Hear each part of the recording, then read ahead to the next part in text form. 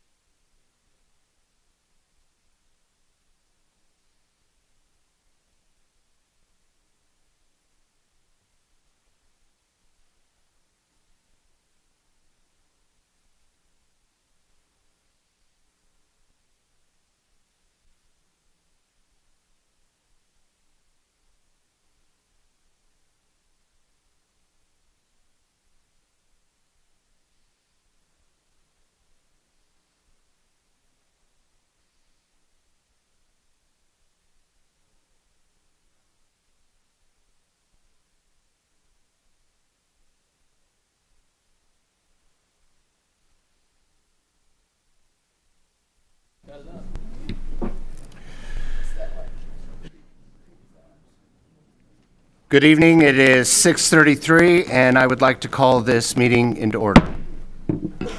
I would ask that Jeremy Smith, Councilman Smith, lead us with tonight's invocation. Absolutely. Can everyone please rise? As always, we're going to start with a moment of silence as we honor the men and women who've given the ultimate sacrifice in the line of duty.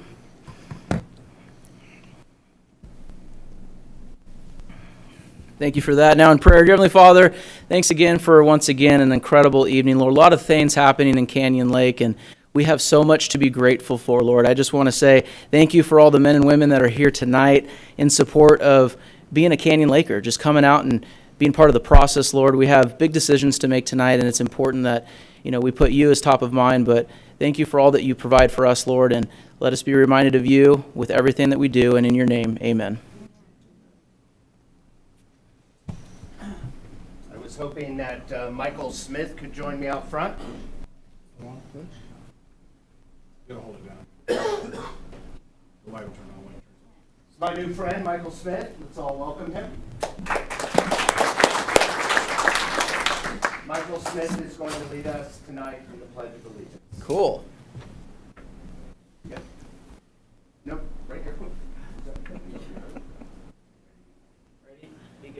I pledge allegiance to the flag of the United States of America and to the republic for which it stands, one nation, under God, indivisible, with liberty and justice for all. Good job, bud. Well done.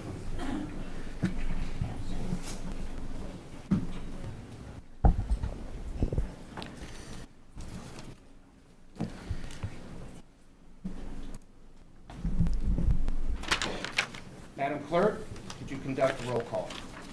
Mayor Pro Tem Castillo. Here. Councilmember Smith. Here. Councilmember Stieber.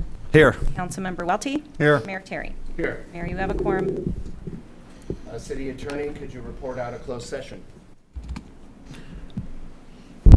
Yes, Mayor. For item 1, the City Council gave direction by a vote of 5-0. For item 2, the City Council gave litigation direction by a vote of 5-0. The City Council also added an item to closed session, which was conference with real property negotiators for the property located at 31600 Railroad Canyon Drive. Agency negotiator, city manager, negotiating party, Kevin Jeffries, under negotiation, price, and terms of payment. There's no reportable action out of that item or any other items on the closed session agenda. Thank you, Mayor. Thank you.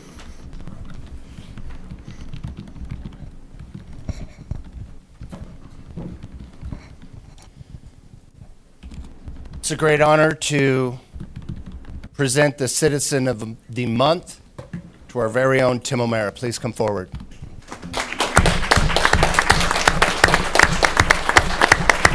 Woo!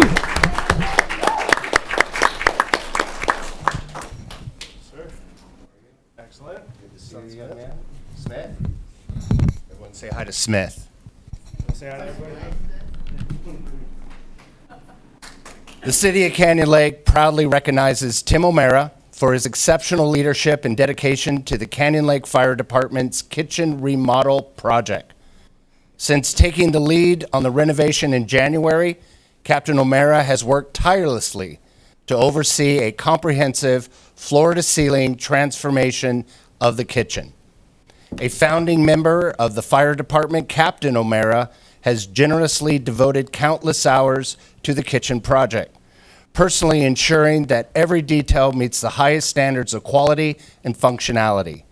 His work has included everything from drywall, flooring to cabinets, electrical upgrades, countertops, and a new water heater, and more. A proud Canyon Lake resident for nearly 5 years, Captain O'Mara exemplifies a deep commitment to both his profession and the community he serves. Thanks to his skilled leadership and perseverance, the kitchen remodel is now in its final stages, with just a few finishing touches remaining. This project is on track to be completed by the end of the week. Now, before we get to you, Chief, how's it? Looks amazing. That's great. Hey, what an honor. Thank you so much for your dedication to our city, our community, and our residents. And I can tell you, some of the best 18 holes of golf I've ever had are with this guy. He's a great human being. And it is an honor to present you as our Citizen of the Month. Woo!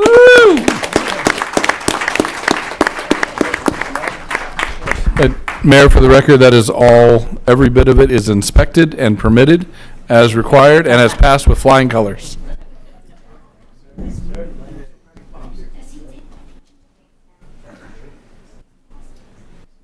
Come on up, right here, buddy. Come on up. Stand up, take a picture, bud. Ready? We'll do a few. 3, 2, 1. Hold on. 3, 2, 1.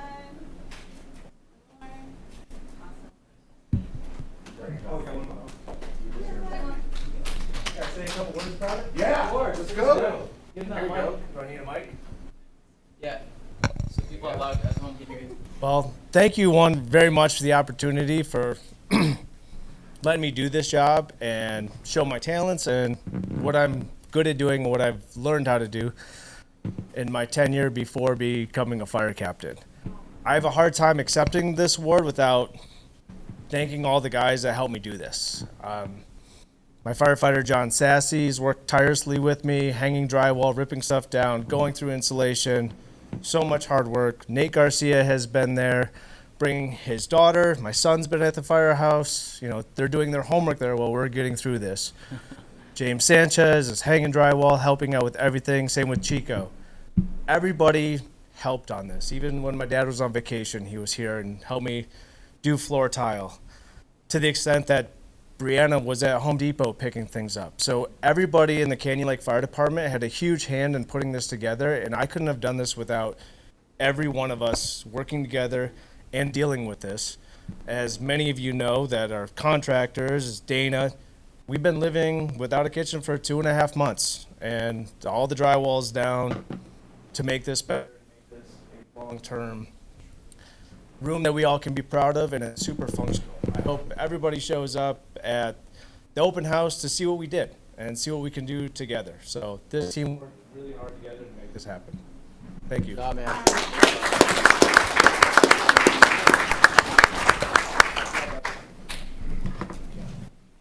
I'm a good citizen of the month. That was really good. That's a lieutenant.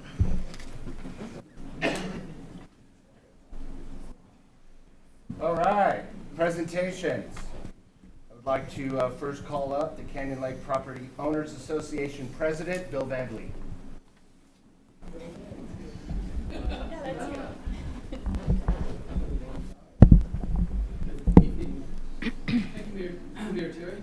There we go. Council, staff, thank you for this opportunity to speak before you. For those of you who weren't at our April board meeting, we led off by recognizing Maxine Whalen as one of our distinguished members. She and all of her contributions to our community. She brought Meals on Wheels to Canyon Lake to help feed a lot of our seniors. So did a great job on that. We also had our patriotic quilters gift a quilt of valor to Iraq War veteran Scott. He's got an impressive background. I encourage you to get to see that. Probably the biggest thing that happened at our board meetings, we presented the results of our community survey that we did last February. And so the results are out. We got 23% of our community to respond, which is a great turnout considering how we usually kind of struggle to get 25%. In comparison, when we did this 8 years ago, we got 7%. So quite a bit more, 3.5 times as much. So that was good.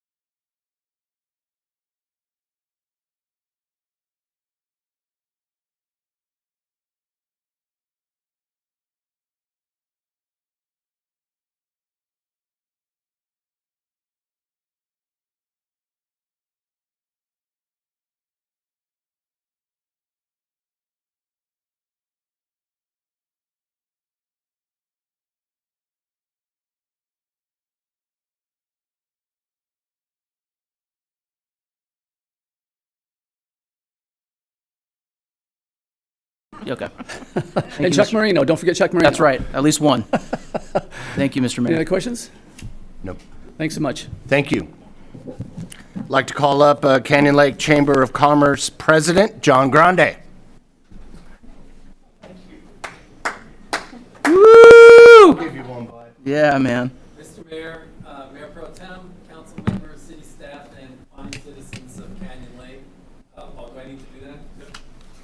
Yeah, red means go here. How's that? Is that better? Yep. I'm always pretty loud anyway, but as always, I'm honored and thrilled to be here before this fine body. I know there's a pretty heavy agenda today, so I'll be very brief. Wanted to make a few comments about the POA Candidates Forum we hosted on Monday night. I was absolutely thrilled and delighted with how it went for a variety of reasons. We were expecting maybe 40 or 50 people. I think maybe closer to 100 showed up. I think that we also had, it's no way to keep track of these numbers, but I think there were at least a couple of dozen who watched from home or from work or listened from their cars. I wanted to thank the POA for broadcasting, and I think we had a great result. The other thing I was just very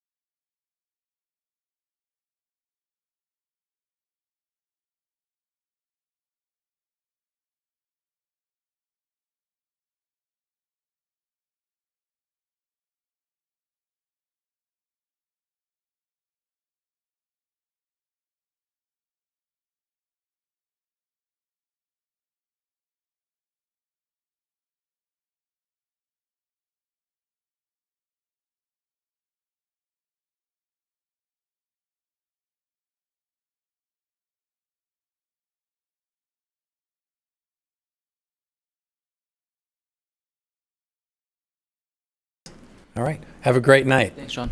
Appreciate you. I now would like to call up Canyon Lake Fire Chief, Chief Latendresse.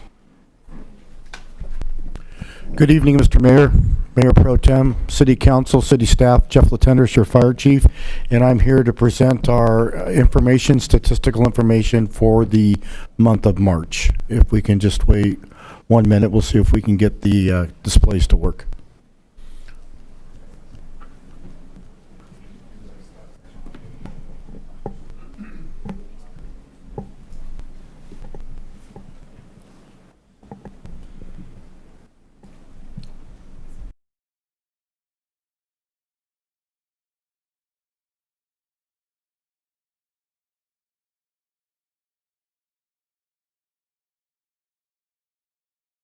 Okay, so for the month of March, we had 79 emergency incidents. It was a little bit of a slower month for us. Of those, I think it's the first time since we've been here, since we started back in January 2021, where we did not have one fire response, which is great from a fire chief's perspective. We want to try to keep that number at 0. We did have 52 medical responses, 1 hazardous conditions, 15 service calls, 8 good intent calls, 2 false alarms, and 1 type that was not reported. Our response time, and this is the average response time, so 50% of the time we're meeting this. Our turnout time, that's the time from the notification at the fire station until we go en route, was 44 seconds, so we did much better this month. Our travel time, the time from we leave the station till we arrive on scene, was 5 minutes and 31 seconds for a total response time of 6 minutes and 14 seconds. Again, those are great numbers, but we're trying to do better 90% of the time. So our turnout time, 90% of the time, was 1 minute 25 seconds. So an improvement from last month. Travel time increased a little bit, so we have no control over that. It was 8 minutes 30 seconds for a total response time of 9 minutes and 23 seconds. Our automatic aid that we gave outside the city this month was only 2 responses. I would like to point out that we did make a trip over to the new Station 5 in Menifee, met the crew, got a tour of the station, so we're trying to keep those lines of communications open. We brought them some treats, and so they were very happy to show off their new home. So far this year, we have a total of 19 responses outside the city. Conversely, Riverside County responded 7 times into the city, so a total of 24 incidents that they've assisted us on this month. Those are times when either we're committed or the response requires multiple units is when they come and help us. I would like everyone to remember to save the date. We won't have another council meeting before our open house, so on Saturday, May 10th, from 10 o'clock to 1 o'clock in the afternoon, we invite the community to come down and see Captain O'Mara's work at the fire station, the new kitchen. We'll have some live demonstrations, including auto extrication, ventilation, forcible entry. We'll have refreshments served by the clams, and a lot of fun activities to do for the children and for the adults. And that concludes our presentation. I'm available for any questions if you have some. Any questions? Thank you, Chief. Thank you. Thank you, Chief. Madam Clerk, are there any public comments on consent calendar or non-agenda items? Mayor, there are not. Excellent. Pull a consent calendar item. I move for approval. Consent calendar is passed. Roll call vote. Roll call vote. Mayor Pro Tem Castillo? Aye. Councilmember Smith? Aye. Councilmember Stieber? Aye. Councilmember Welty? Aye. Mayor Perry? Aye. Motion passes. Now on to business items, number 6. Mr. Mayor, if I may, before we go into it, can I make a recommendation, if you'll hear me on this one? Due to the nature of the item, would you be opposed, and Madam Clerk, if we go ahead and take up the item for public comments? I know we have public comment cards over here. We do believe that we're going to be able to answer most of the questions because Mayor Pro Tem Casey Castillo and myself, with the help of staff, have literally printed every single Facebook comment from the community. So we're going to go through all that, and I believe once we do that, that might answer a lot of the questions that public comment would have. So we would encourage people to fill out their public comment card during that portion and then turn it into our clerk after we have presented the item. I don't have a problem with it. Are you good with that, Madam Clerk? Excellent. So in short, we'll take public comment towards the end of the item. Before we get started, I would like to, I know a lot of you are going to have questions. You may make a comment and you may wonder why, as a council, we are not directly responding back to you. And if our city attorney, Stephen Graham, could go over the Brown Act. Absolutely.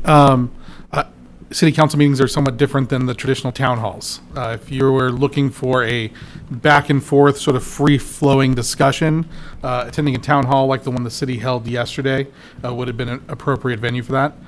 Public comment during a city council meeting consists of an opportunity for members of the public to give information to the city council members, but you should not expect them to engage in that back and forth dialogue. It does sound like they're going to attempt to give the presentation first. Hopefully that will answer a lot of the questions. We will take down the questions that people make during public comment, and to the extent the council is able to address those during discussion or staff, we'll absolutely do that. But the point is well taken, Mayor. Thank you.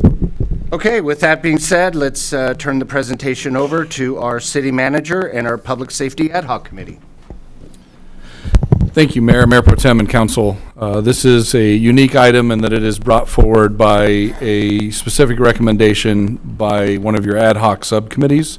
Particularly, this one is the Public Safety Ad Hoc Subcommittee consisting of Mayor Pro Tem Castillo and Councilmember Smith. So I have a brief presentation, and then I will turn it over to them for their presentation. Maybe I have a brief presentation.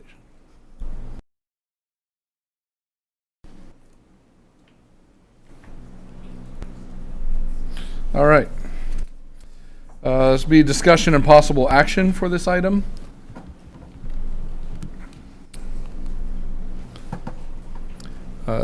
Specifically, this item is a recommendation to transition from RSO, or Riverside Sheriff's Office services, to Municipal Police Department by August 31st, 2026, and adopt a resolution to establish a police department and authorize the city manager to negotiate consulting agreements. The formal notification would be given to Riverside County Sheriff's Office with an intent to establish a police department if the council votes an affirmative and elects to move forward. What I'd like to do is just go over a couple of details. I'm sure everybody read my very riveting staff report, and I'll just take a couple of items out of there to highlight just kind of the business side of some of this. Rising costs of the RSO contract. So this has it kind of mapped out. For those that have been around a while, you may remember right about 2015, 2016, the area experienced its highest jump, and at that time it was roughly $200,000 from the 1.3 to 1.5, and that actually created a lot of different looks at JPAs and looking at other cities, looking at what their options are. The city of Canyon Lake was not considered in the first grouping of the JPA, but they did later in 2017 explore it with the findings in 2021.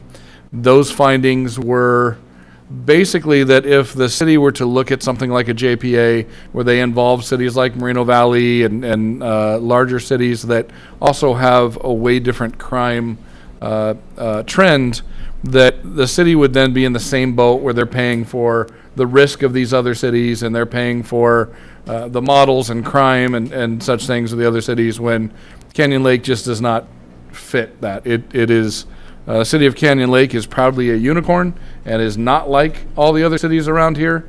We know that the crime rates, and we'll get into that in the next slide, are not like what we see around. But it is a big deal to kind of look at this trend of where we started 2012, 2013 at 1.290. And mind you, that 1.290 is what is called a hit to the general fund, meaning we had a $100,000 grant. That year it actually cost us 1.39, but with a $100,000 grant, it lowers that impact. If you go to the 25-26, we've got a hit of 2,116,890, and that is with a little over $200,000 Cal Cops or Cops grant, so that lowers the impact as well.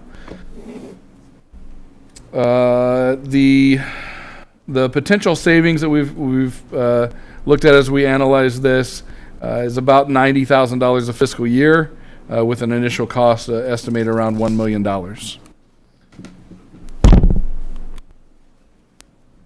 Sorry, the computer's on the other side, so it doesn't seem to. There we go. So just looking at an analysis that was done by GPS, I thought it was very informative to put this here. The reported crimes for 2021, 283 total crimes. Many of you know my background in other cities I've worked in, and 283 total crimes was by noon. So this is very, very refreshing. 2022, 227 total crimes. 2023, 250 total crimes. This is not calls for service. This is just the defined part. I believe it was part 1 crimes.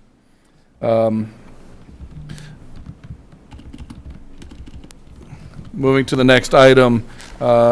This again is a Public Safety Ad Hoc Committee recommendation. So what I'll be doing is turning the presentation over to Mayor Pro Tem Castillo and Councilmember Smith, and they'll be able to move from here. Is the PowerPoint working? You gonna make it work this time? Work better over here. Am I starting? Okay. Hey, Canyon Lake. Thank you for coming. So, a little bit of background. We did not decide this year to start looking at potentially changing vendors. And I took office in 2018. This had already been something that had been considered. And since 2018, we have always looked to see how we could continue our quality of life in Canyon Lake and be fiscally conservative. Every single member of this council wants to see Canyon Lake succeed and continue with longevity. We have been a city now since 1990, over 30 years. We're going to stay a city and continue to offer good services to our residents. But with those good services, there's always going to be an analysis of what can we do to make sure we're getting the most out of the money that we're spending. And in 2020, we had to make the hard decision to leave CAL FIRE, who we had no issues with in terms of service, but because it wasn't fiscally working for our community. We are the only city in the county that doesn't have a sales tax, right? So, and we've heard our citizens, right now they don't want a sales tax. So we are constantly looking at how to make sure that we can offer services that meet the needs of our community, but are also, responsible. When we decided in 2020 to move away from CAL FIRE and start our own fire department, we also took into consideration what we could additionally get for our own. And we were looking at $3.2 million for CAL FIRE in 2020. And if you stay around for our budget after this item, you'll see that we're still around 2.3 now 5 years later.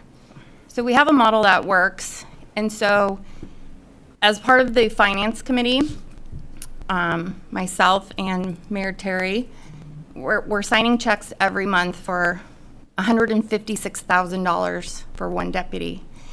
And so we continuously look and see what can we do with the money that we're spending. This is not a commentary on Riverside Sheriff Services. We love our sheriff. We love our deputies. We love our law enforcement. That's not what this is about. This is about what are we getting for the amount that we pay.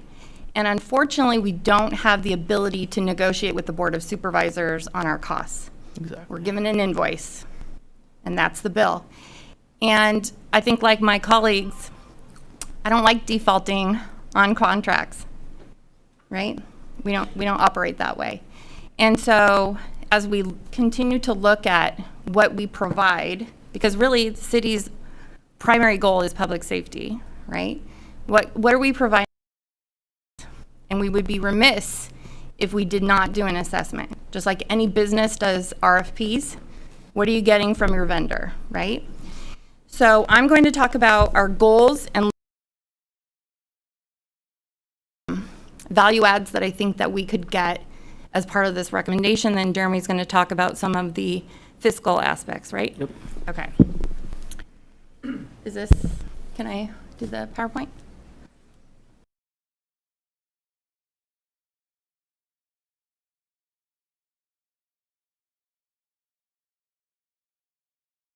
As we talk about the goals, I want to make it very clear that your council's taken this recommendation very seriously, because there are a lot of people in this community who have very strong feelings about who our service provider is. So when we look at potentially changing to an in-house provider, the goals that we were considering were we going to be able to provide a cost-effective solution that met the needs of our individualized community? Were we going to be able to develop stronger and more familiar relationships with the law enforcement that services us? Other than our nice lieutenant here, who we see once a month, I don't know who the deputy is in Canyon Lake. I wouldn't know him if he was sitting in this room, and I don't know if any of you would either. Do we have solutions that meet our neighborhood dynamics and what's going on in Canyon Lake and what's important to us? Could we try and prevent minor issues before they escalate into big problems? And could we do that by having enhanced presence, right? Driving around in the community, someone inside the gates and someone outside the gates. Could we meet those needs? And could we build a stronger trust? So those would be the goals that if we did switch, that we would make sure that we kept in mind when we developed a new department. Sorry, I'm not, okay. So our first thought process was, well, why would we leave a countywide vendor to come in-house? And some of the most pressing needs that I reviewed as based on, my research, not just what we've learned through the years that we've been looking at this, but also recently as we've met with other law enforcement agencies, other administrators.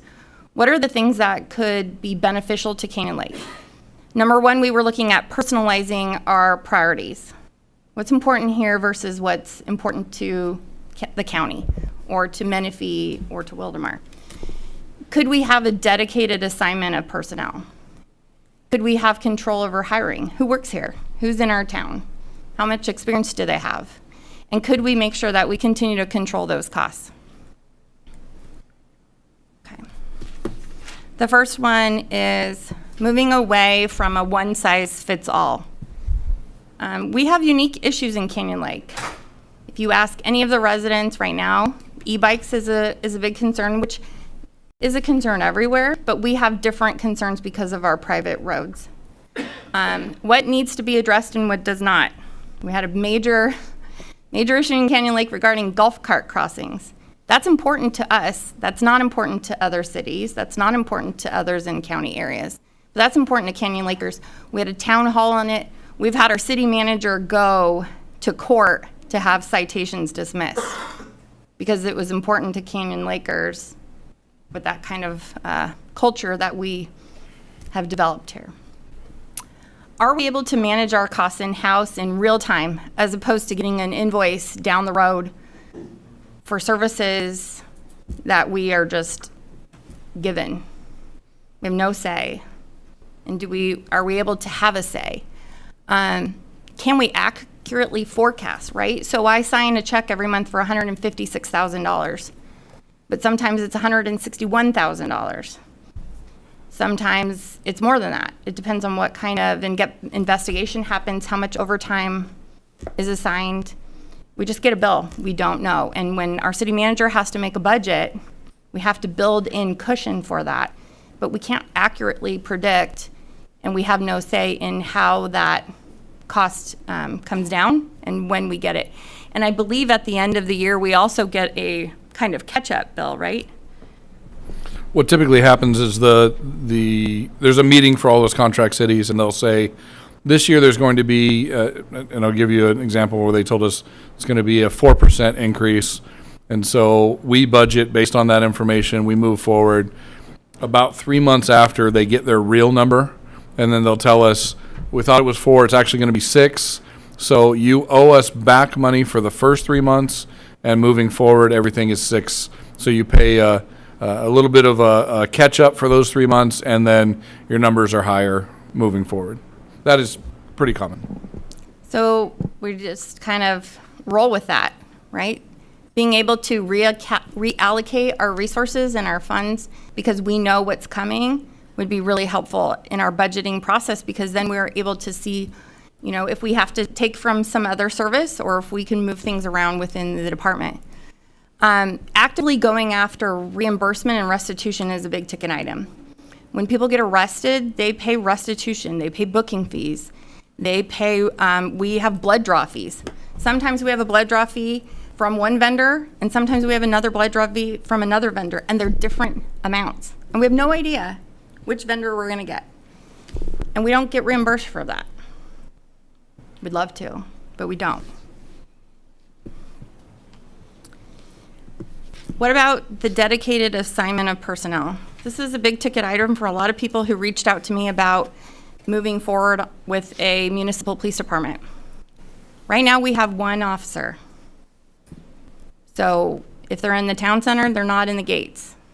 If they're out the back gate, they're not in the city. It would be nice to have personnel around. If we added another deputy, it would be $800,000. Almost another $1 million for one more deputy. Right now, we have calls that I've heard from residents have long response times. So we have to consider that. Maybe we could improve those response times. We would love to have proactive patrol where people are driving around instead of just responding to calls. But staffing is required for that. We have a great relationship with our neighbors, and the Canyon Lake Fire Department is repeatedly going right outside the gates and helping. I know that last weekend they responded to 2 accidents on Railroad Canyon in Lake Elsinore. We want to be a good neighbor and be able to do that if necessary, but we would need personnel for that. We'd love to have a supervisor in the gates on shift. Right now, I have no idea how many years on the deputy who is working right now has. And that's not a commentary on anything other than when I have been asked, why would this be a good idea? Maybe some experience would help bring ideas to Canyon Lake that could benefit us. What about community events? The POA is asking us, they require personnel at certain events like Rocktoberfest, sometimes guild concerts. We pay for that. All of us pay for that. We split it with the POA when we add additional personnel. So we end up having not only our regular deputy, but overtime deputies coming to our events. And it's an important public safety cost that we incur. We're not opposed to doing that, but maybe we could do it in a different way. We're not paying overtime rates. There was a recent article, and the link is in the staff report, about the overtime rates that are going up that are going to be effective for contract cities and special events. We're the contract city, and those are our special events. So we are having to anticipate those rates. Again, being able to prioritize what's important to us and manage those costs with the assignment of personnel as dedicated. Mayor Pro Tem, real quick, can you describe a little bit, we hear questions about, Menifee and Marietta, even Corona sometimes with staffing issues, right? Getting people to apply and retain. Why would Canyon Lake PD be so different than those other agencies? Well, if you look at my slide, we could have some unique options for hiring here. Canyon Lake is the only city in the state that would be able to use the PARS retirement system, and that's a big deal. So if you're familiar with public service, most agencies contract with CalPERS for the retirement system. Some agencies have internal systems, such as San Bernardino County has SB Sarah, LA County has their own LACERS. Canyon Lake is able to go through PARS, which means that we could have double dippers. And what I mean by that is if you look at our esteemed fire department personnel, you look at our fire chief, you look at our battalion chief, Jeff Roberts, you look at Chico Sanchez back there, we're able to get really experienced people who have retired in their first career and are now coming over and giving us the benefit of their second career. And they're able to double dip. And what that means is that we are getting experience for a great rate. Canyon Lake is not going to try to be competitive with the salaries of Menifee PD. But what we can offer is you being able to, as an applicant, collect your retirement and come over to Canyon Lake and continue to serve, to keep your post active. And we can be picky with that kind of system. We can be picky in who we have work here. Because if you look at the quality of people that we have for our fire department, that program works. And we are lucky, and whoever incorporated us in 1990 and got us that exemption, that was a blessing. So we can have that. And if we are hiring people who are not straight out of the academy, and nothing against those people, but if we're hiring people who are a little bit later in their career, the statistics show that we're going to have less potential for uses of force. And we're going to have more experience in terms of investigations. We're not hiring officers. We could be hiring investigators who are also on patrol. So those overtime people that we're getting from the sheriff's department to come investigate our crashes, we could do those in-house if we have people who have had that experience. The same thing with major investigations. We will benefit from being able to hire quality people who have given a bunch of time and energy to another department, landed that experience, and then now come to Canyon Lake and give us the benefit of that. If you have any doubt about whether that works, look at the DA investigators in every county. They're all people who have moved from whatever agency they started at and then now are working as DA investigators. Because we would be hiring extensively trained and experienced people, we wouldn't have a need for a long-term training program. Additionally, remember, we're about 5 square miles. We're not having to go and learn giant cities like the 50 square miles of our neighbors to the east. So we would be able to, kind of hit the ground running a little bit faster. And honestly, we would be able to hire people and have people here who are not just on an overtime assignment from the station down the road, but people who are vested in Canyon Lake and our citizens. Let's see, sorry, I'm going the wrong way with my PowerPoint. We would have control over costs. And this is a big ticket item that I know Jeremy's going to go over a little bit more extensively. But right now we don't have community service officers. And those are a big deal because they're able to do a lot of the same work, but without being sworn.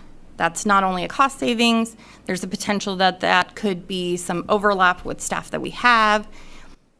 We could do a lot with community service officers.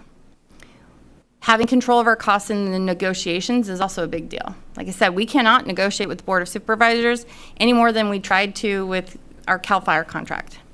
But we get to negotiate, and we had a great negotiation with our firefighting association. That worked out, and we're grateful. But we now know that it works. We would be able to pay for what we need versus our share across the board. We're paying Rapton County costs. We're paying for administrative services. We are paying $30,000 for the Lake Elsinore facility. We have Aaron has an analogy. What is it about your? I said that, there's no one that could say anything about the organization that RSO is. They are the I don't know what to call it, the 800-pound gorilla. But what I said was, we're paying for a Ferrari, and Lake Elsinore and Paris and Reno Valley are driving our Ferrari. So they are the Ferrari. They really are. But I'm not going to pick anybody up in my Kia Forte if everybody else is driving around in a Ferrari. we're also paying for liability. When you think about our community and what happens here versus Moreno Valley, for example, we're paying our share of that county cost for liability. And we're also paying contract fees. Our neighbors enjoy mutual aid, but if Canyon Lake needed the helicopter, we would get a bill for that. So we have to consider, could we do what we need within a budget that we set? And then ultimately, beyond making sure that we have local control, are we going to get anything more than what we get now if we decide to go this route? And I think that the answer is yes, we would. We would get additional personnel. We would get additional programming for our community. We would get community policing benefits, and we would be able to have a robust volunteer program. And I want to talk about Yana in a minute. I think that if we were to go this route, we would get additional programming because we would be able to use technology. I'm sorry, personnel. I skipped ahead. We would have the ability to have one more officer than what we have now. We would be able to have a supervisor. I'm not saying we need supervisors every day, but we would have the ability to have one. I heard a story from a resident recently about a response time from a supervisor. And again, this is not a commentary on RSO other than they were outside the city and had to come to the city for that contact. We would have the ability to staff our community events without anticipating a separate bill. We would have the ability to have that in-house investigation versus having to staff and contract those. And again, perhaps we would be able to utilize civilian investigation officers. San Bernardino PD does it, Riverside PD does it, San Bernardino Sheriff does it. We would be able to use those individuals, if that worked in our model, to save costs. The quality wouldn't go down. Agencies use those people all the time for non-suspect interviews. There's no reason Canyon Lake couldn't do the same, especially when supervised by extensively experienced investigators. Sorry, I keep hitting the wrong button. You're good. Okay. Programming, I think, is important to discuss simply because what we get right now is one deputy. What we would love to be able to do, maybe you could do this for me. I'd be more than happy. Thank you. I would appreciate that. I think it's just from where I'm angled. I don't need the PowerPoint up. That's really just so everyone can kind of go along with me. But we could use technology. We could make sure that we prioritize youth education programs in Canyon Lake. Make sure that we have the same event presence and attendance that we get with our fire department. You see them everywhere, right? They're a blessing to us. And I would love to see something similar from our law enforcement. Next one. I know it does. And community policing is a big ticket item, I think. We would love to be able to prevent problems versus just respond to 911 calls. We would like to make sure that our stakeholders who are here locally have a say in how we're doing things, enhancing the community interaction, making sure that if you think that there is a need for youth intervention, maybe you're not going to chase Billy on the e-bike, but maybe you'll follow him home and have a conversation with the dad or the mom or the grandma, wherever he lives. Those kinds of things are important, and we would love to see more of that. When you know the neighborhood, you notice subtle changes, you know unusual activity, you know who lives in your neighborhood.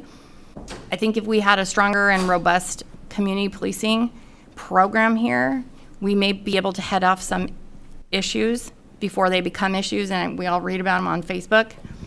Next.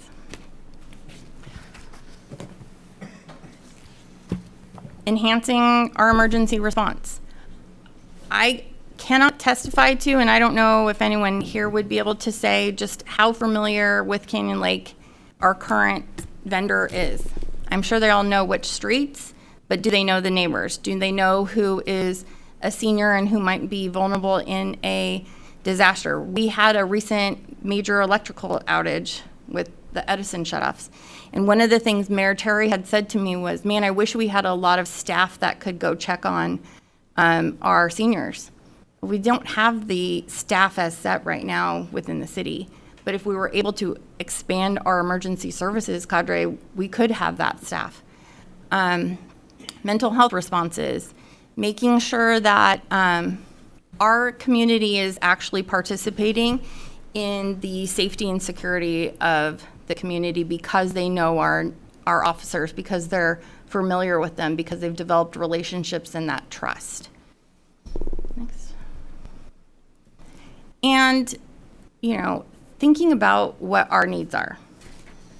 If we have the ability to look at a potential problem and make contact with an officer that you've had multiple just random contacts with, there's a likelihood that potential issues could stop themselves. I heard a story the other day about an individual who made contact and said that they hadn't reached out to 911 because they just didn't know who that person was.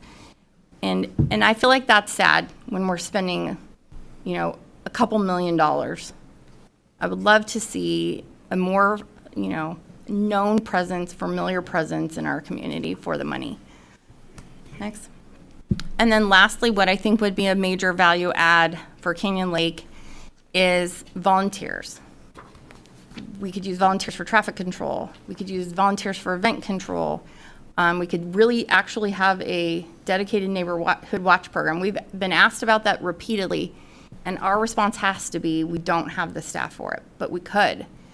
And there's a program that Menifee has and Riverside PD has, and I've asked if the sheriffs have it, and I was told no. But it's called Yana, You Are Not Alone. And what it is it's a registration program for seniors. You could register your mom, your grandma, your aunt, or they could register, and it's a dedicated system where a volunteer calls at a set time each week and checks on your loved one. And if they don't respond on that set time, then we know that there's a need for a welfare check. And that came up when we had our electric issue, because we were repeatedly getting asked, well, who's checking on our seniors, especially when it's really hot? And our response was, we would love to do that, but we don't have anyone to supervise volunteers to do that. And if we were able to have someone who could oversee a program like this, I could only think that it would add to the quality of life for our older citizens in Canyon Lake. And so when I think about what are we spending our money on, again, it's not a commentary on RSO at all, but it's a commentary on if we are paying a set amount of money, what we get in addition to what we're getting now. And that is the basis of my recommendation. My turn? Yes, Awesome job. thanks. Very high level and, you know, well thought out. I first want to start off by saying thank you for the that attended last night. I thought that was extremely important for us to open up these chamber to the public, and because of the Brown Act, it makes it so weird. We don't get to have the interaction that we want to have, but last night was awesome. I think everyone that was there had the opportunity to speak, and I know some of you are here tonight too. Like Mayor Pro Tem indicated, this has nothing to do with the relationship of RSO. I flippin' love RSO. In fact, I'm voting for Chad Bianco for governor.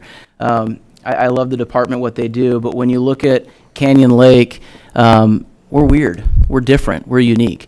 My wife makes fun of me because I have so many Google alerts. It's my job to know what's going on. So I just want to read some of these headlines that has put us in the situation that we're in. The board authorizes Riverside County Sheriff to hike rates for several contract cities. Riverside County Sheriff spent $66 million on overtime last year, dwarfing other county agencies. Deputies to receive overtime pay raises. Board of Supervisors okay increases over 3 years for 150 positions when working at parades, fairs, and festivals. This isn't these are not Canyon Lake issues. These are county issues, and that we're paying the cost for that. Our Riverside Sheriff's Department is so busy. They have so much going on, and there's so many good men and women working for the department. And as you can see from these headlines, they're doing all they can to keep things moving forward too. So when they look at a safe city like Canyon Lake, in fact, Mayor Pro Tem and myself requested and begged and asked for a safe city discount because we don't have the type of crime that a lot of the other contract cities have. We are beyond unique when you look at Canyon Lake. We are a gated city. And with a gated city comes a different crime rate that even the sheriff's department looks at us like an oddball. It's just different, right? So those types of service and needs and wants are different. When we look at the financial component, our city manager did a good job laying out the history of where we were and where we've gotten. After this item, this council is going to have to approve the operating budget for 25-26, and on that, it's a fun read. You'll see the different increases per department. And let me just give you an example of how that works. When a department head sits down with our city manager and goes through line item what items are going to be purchased or not, there's a conversation that takes place. It's a pulse of the community. It's, hey, this is where we're at. Unfortunately, we don't have the funding for this, so can you please take this off? And that's exactly what took place with an example with our fire department. Unfortunately, as a contract city, when it comes to RSO, those costs get directly passed on to us, so there's no conversation. So tonight, we're going to approve a budget of an increase to our fire department for $64,000. 40 of that is because dispatch, which is out of our control, went up through the county. But we're also going to approve the increase with RSO of $250,000 a year. Unfortunately, there's been no conversation, and that's not RSO's fault at all. That's just the way the system is, right? It's a pass-through. So for us, we now have had 3.5 years under our belt discussing, operating with our chief, and we've seen what local control brings us. I think everyone here who's a Canyon Lake resident would agree when I make the statement that our fire department are rock stars. We're so grateful to have them here in this community. They show up to events. They know you by name. A lot of our seniors call on them regularly, and there's a relationship that takes place, and I think that is very unique. And I'm going to quote a story from John Grande, and yes, he gave me permission to do this. I did it last night too, so sorry for those that are here as well. John grew up, and maybe he was a trouble boy. I'll let him describe that on what it is. But he has a story of a lieutenant, I believe it was a lieutenant or it was a sergeant, who would literally put him in the back of the car and take him home. And that mindset is so small town policing that I know this community needs and wants. We have issues with e-bikes. RSO can't, take that on. And even if we had our own standalone police department, there's things that we cannot do as well. But I can guarantee you a chief or a lieutenant or a CSO can build a relationship with the kids' parents and can start identifying some of these issues and running into them at the town center or running into them at Eastport and having that conversation, which we don't get right now. And again, you're going to hear me say this over and over. It's not RSO's fault that we don't get this type of service, because being that we are a contract city, we share that deputy with Lake Elsinore. We share that deputy with Paris or wherever they might be called, Wildemar. So there's types of service that Mayor Pro Tem and our city manager and others have looked into on why this makes sense and why we need to explore this.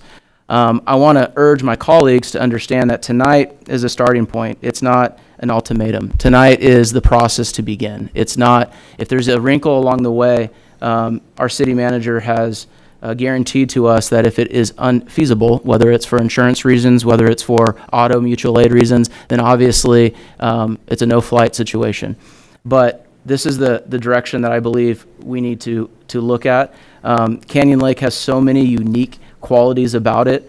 I think if we were like any other city, we wouldn't be having this conversation, but we're not. We're averaging between 8 and 11 calls a day, and when you identify a call for services for RSO, a call for service is that deputy getting out of his vehicle and checking on Happy Camp, checking on Indian Camp, right? So when you actually look at the calls, 911 calls, it is so minimal here, and that's an issue too, because I believe that a lot of our residents right now aren't calling, and I believe that one of the problems that we might encounter is the service will improve on that relational aspect where we'll receive more calls.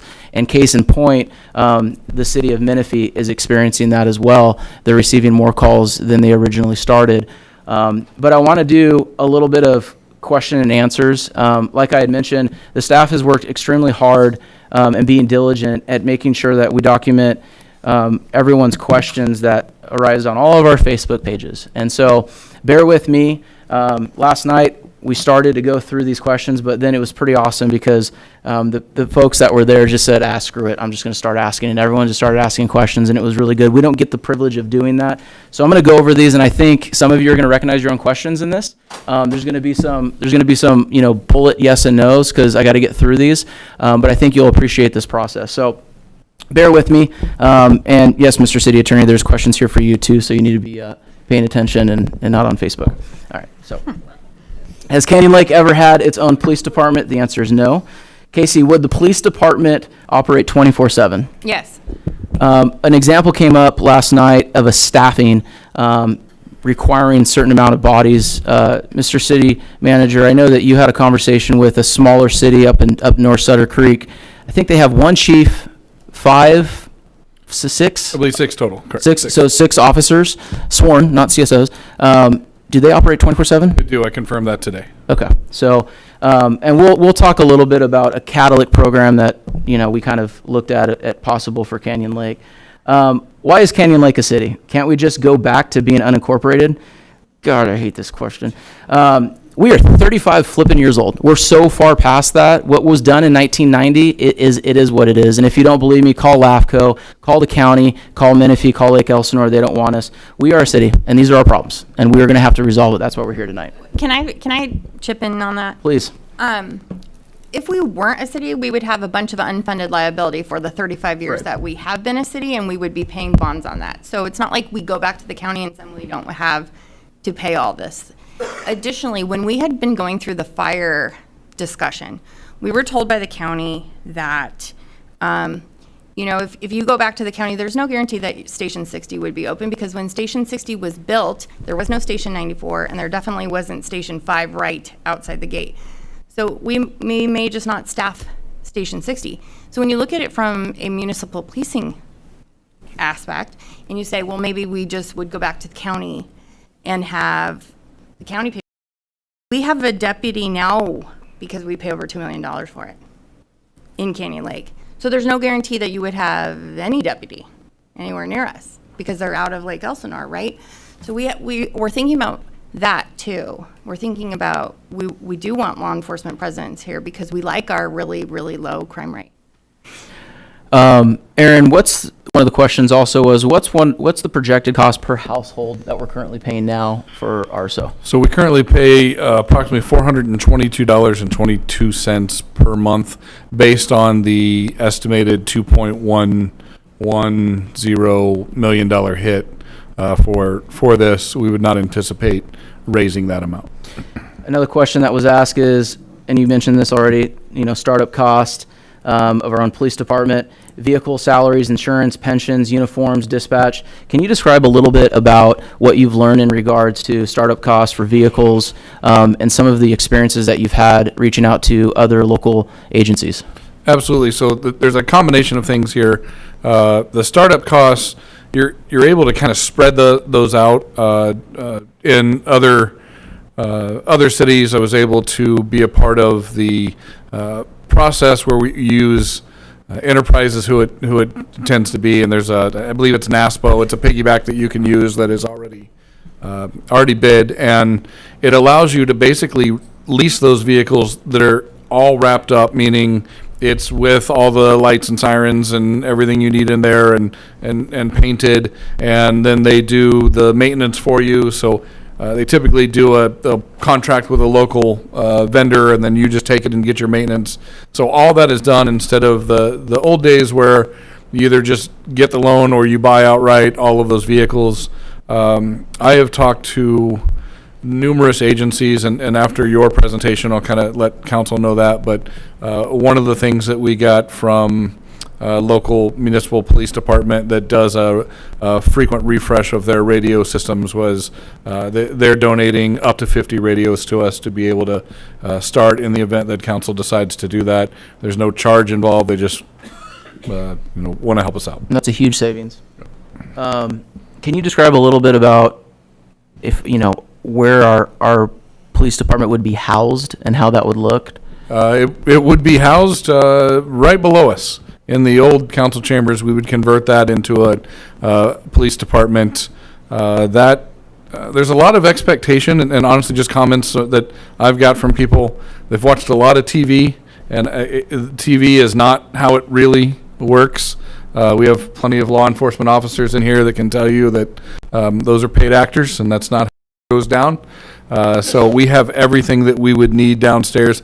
We'd have to build offices and a secure building, a secure area for will be a small armory, a secure area for evidence, but everything we would need except for some of that framing is down there. One of the questions that was asked, and most can relate, how will this be funded? Will taxes or fees be raised? And, when we're looking at projection costs for RSO right now, we can't afford it. So that's like, we don't have a choice not to look at doing something that could potentially save the city money. Most of you remember that Citizens Initiative thing, that joke of a election that we saw, and that, failed by 25 votes or something, had marijuana on it and public safety and everything. For me, that was actually a gauge to show how law enforcement pro this community is, because that thing was so wacky. It had so many different elements to it. I believe that this community is so public safety that if this council decided to move forward with a sales tax, which we don't have currently, and we're one of the only cities in Riverside County, the only one in Southwest Riverside that does not have it, that it's something very popular that could move forward. You're going to interrupt me. No. You're going to say things that I'm not supposed to say. No, you're good. Okay, cool. Do you want to say something? I just need to cough, that's all. I would like to comment on that. I did get an email today about that topic from a resident saying, I think if you let the community know that it would be only for public safety, you might get a different reaction. And that is not to say that that is the manner in which we're projecting that this is going to have to go. But I think that there are a lot of community members, and we heard from some of them last night, that said if it was differently worded and it was specific to a police department, you might have a different result. Right. I think, and this is the same story, Mayor Pro Tem, that we went through back in 2019 and 2020 when we were starting getting the fire bills. Right. And to go back in time, we were with CAL FIRE, and initially we're at 1.5, 1.7, and then it started to go to 2, and then 2.2, and then we looked at the projections, and that's when we said, wait a minute, we legitimately cannot afford this. And so when you look at the projected costs that are coming down, the good news is the county's communicating with us, so we know that we're going to have to absorb a 25% increase over the course of 3 years. We're going to be looking at the raise that we have right now, and then there's going to be a potential between 9 and 11, and then there's going to be another 6 to 8 on top of that. So when you look at those increases on one side that you can't control versus the other side that we were able to control, right now, we're saving close to $1 million with our own fire department. This is substantial for the community. It's important to understand this. And this is why this council is looking at all options, because we were told that starting your own fire department is going to be nearly impossible and you can't do it. Luckily, we have a phenomenal chief that has great relationships with CAL FIRE, and we were able to prove that, yes, you can. We have to be diplomatic about it. We have to be respectful, and the relationships between the two agencies have been great, and Canyon Lakers are benefiting those savings. So when it comes to a sales tax, I don't know what's going to happen in the next few years. I do know that this is the problem that we're dealing with right now, and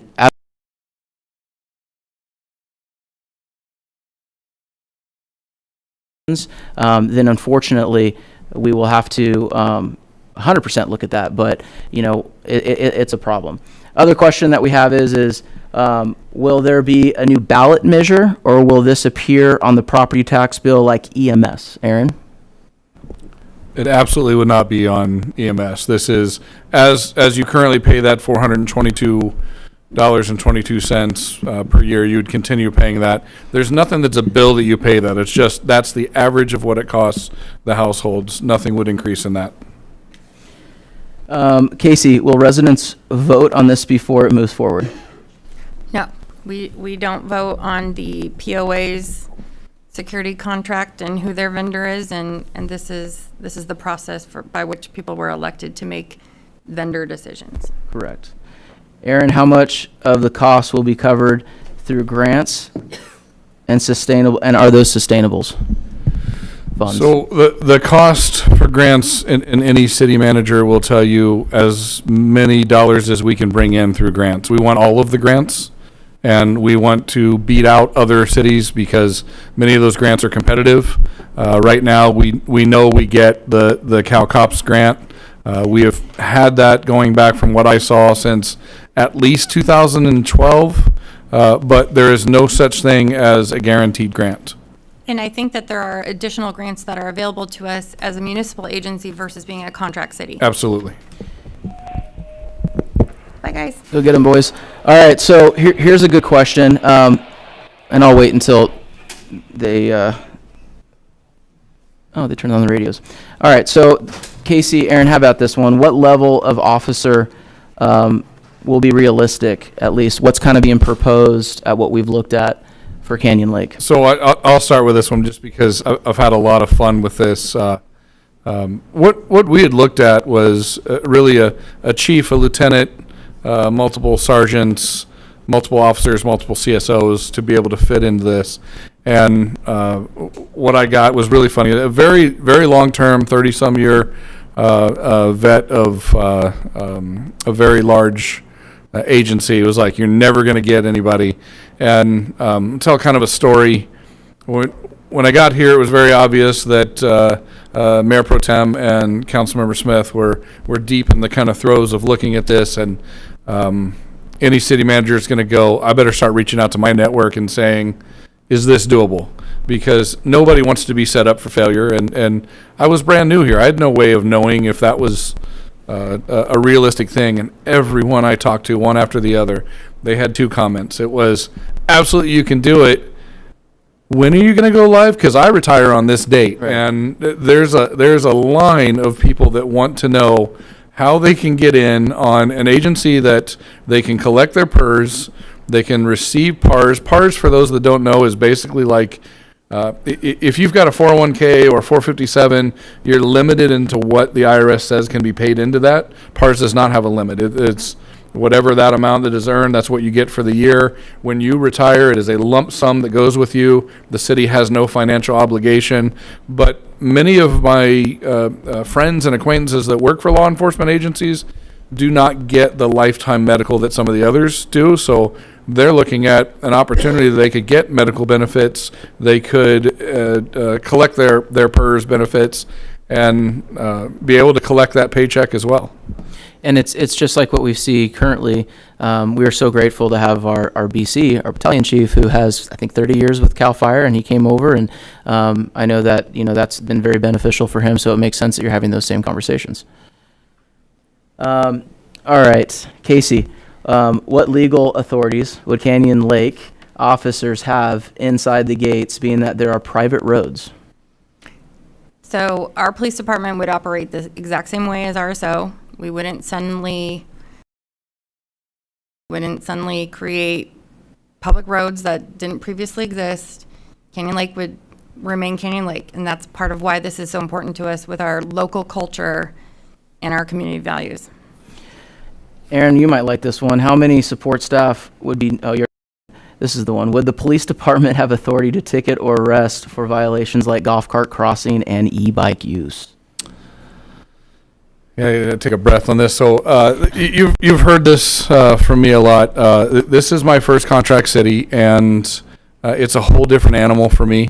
If I have a discussion, whether I was a deputy city manager, assistant city manager, or a city manager with the chief, it's usually either coming from council or from the city manager, and I'm saying, hey, here's what I need to do, and that chief's going to be reactive. If I say, hey, chief, we're not ticketing people for golf cart crossings, that's not what we're doing, he's going to go, okay, sounds great, and then we're done. It's a whole different animal. And our lieutenant, if I have a conversation with our lieutenant, he's going to do what he's supposed to do. He's going to go to his organizational chart, and he's going to go to the captain or I don't know, captain, under sheriff, that line. That's what he's responsible to do. I am the next in line for the chief. So if I'm getting direction from the council, and it's never going to be unethical, immoral, anything like that. It's going to be like, hey, we've got an ordinance that says we can cross. We're absolutely not dealing with this, and it's over there. That's the huge advantage for a city manager to local control. This one's important because it got brought up multiple times in our discussions last night too. Would the POA have to sign over the streets to the city to enable enforcement? Absolutely not. I don't think there's a POA member out there that wants to do that. That's a CCNR issue that the POA would take up. But starting our own police department does not then give us the ability to go give people tickets inside the gates if they don't stop at a stop sign. I think that's very important to understand. Now, just like RSO, if our police department is inside the gates on duty and there is a misdemeanor or a felony, for instance, if someone's recklessly driving 50 miles an hour, 60 miles an hour on Canyon Lake Drive north or south or what it might be, that's engagement right there. That's the situation. So anything to add on that, Casey? Nope, Okay. sounds about right. Casey, this one's for you. Will we rely on RSO or other agencies for more violent crimes or specialty services? Yes. So in Riverside County, there is what's called RCOPS, and it's the Association of Riverside County Chiefs of Police and Sheriff. And they have a policy.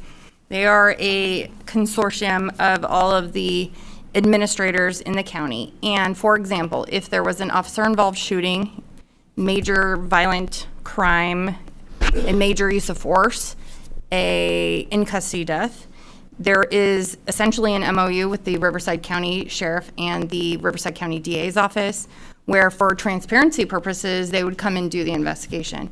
That's the standard in Riverside County. Every agency has what's called force investigations detail come and do those investigations, and it's free. It would not cost us at all. And I think our city manager just met with the chief of our cops, or the president, to confirm that, right? That's correct. And some may know it as FID, same thing. Good. Yep. Steven, this one's for you. See if your mic works. He kicked me 5 times under the table because I started talking about some sort of sales tax or something. All right. What is the legal liability if an incident occurs, and how will a lawsuit be handled? So the city is part of a joint powers insurance authority.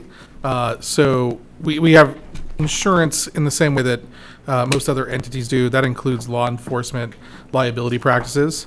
The claims would be evaluated and litigated if necessary. The city is responsible for, essentially it's called a deductible. It's called a self-insured retention.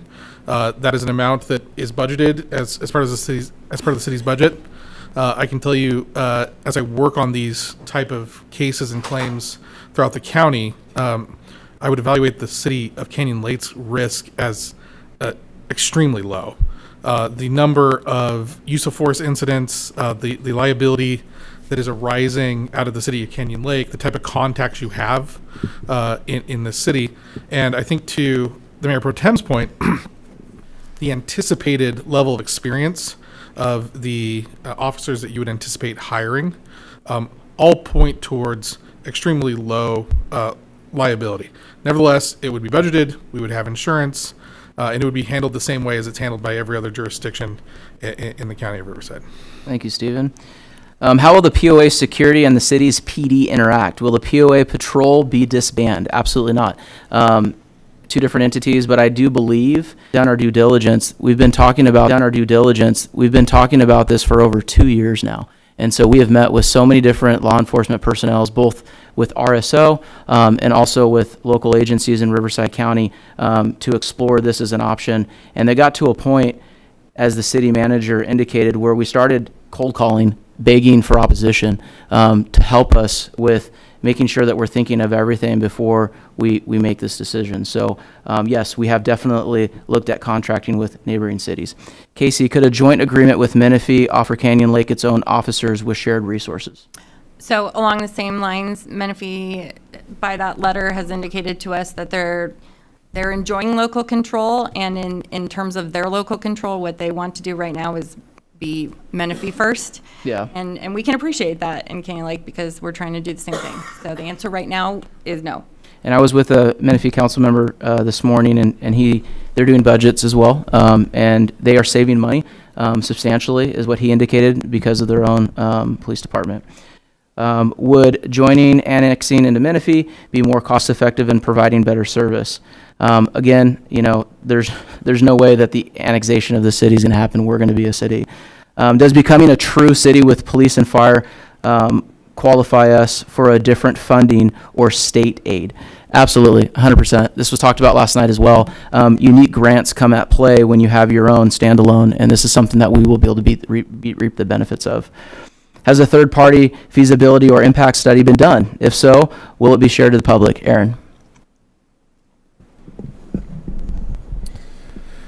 So I tried my best to put everything in the staff report. The details from that third-party feasibility study are in there. I also tried to make it so that if you weren't at a place where you could go watch the YouTube videos, although those links are on there, prize material, but all of the answers are in there. This question was asked, how is this any different than the fire department situation, where cost increased after promises of saving? Well, just like I said earlier, it's at $960,000 in saving when you look at what right now the rate is for a station in Riverside County. Is Canyon Lake large enough geographically to sustain a full police department? Casey? Absolutely. I think even the example that we discussed with up north Sutter Creek, provides that too. And I want to take the time to discuss this conversation.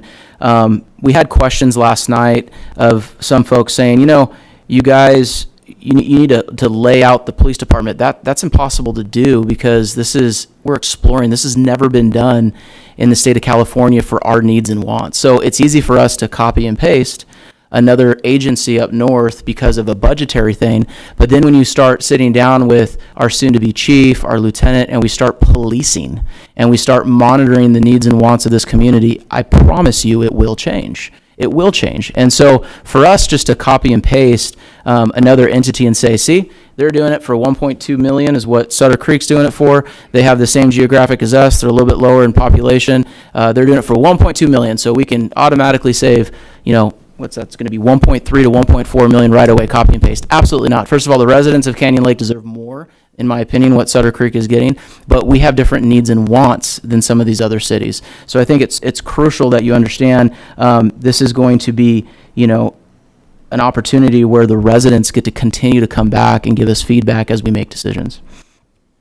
Will we be able to retain officers or just train them before they leave for a better paying department? You want this one, Casey? Sure. So again, the goal is to get officers who, I'd like to call them investigators, because I think who we are going to hire are going to be people who have promoted up the ranks, have done quite a bit of different assignments, have maybe sown some of their, more adventurous oats. What we're looking for is people who are stable and who want to really become vested in our community.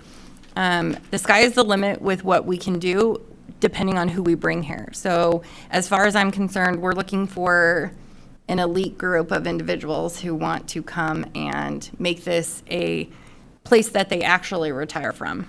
Right. Like a real retirement. Can I comment on that as well, Councilmember? Because for me, I feel strongly about that question because it comes up with fire, it comes up with police, and to be honest, some of the questions are just so insulting to who our staff is. I go to a lot of city manager events, whether they're Zoom, regional, whatever it may be, and I can look every single one of them in the eyes and say, my fire chief is better than your fire chief. And that's without hesitation. And when people say things like, oh, it's just a starter, frankly, they just have no clue who we're talking about here. Same with our fire team. So I just wanted to just take a little stand on that, because that question's insulting sometimes. Thank you. Can a local department offer the same or better response times as RSO? You want to talk about shift change? You can. Okay.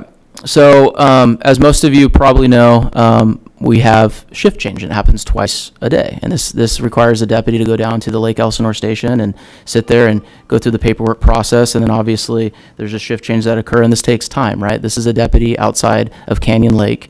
So we believe that obviously if we're doing shift change inside Canyon Lake, that takes back about 2 to 4 hours that we get back for our deputy to be here. I think that's crucial. What else, Casey? What does it look like for a call?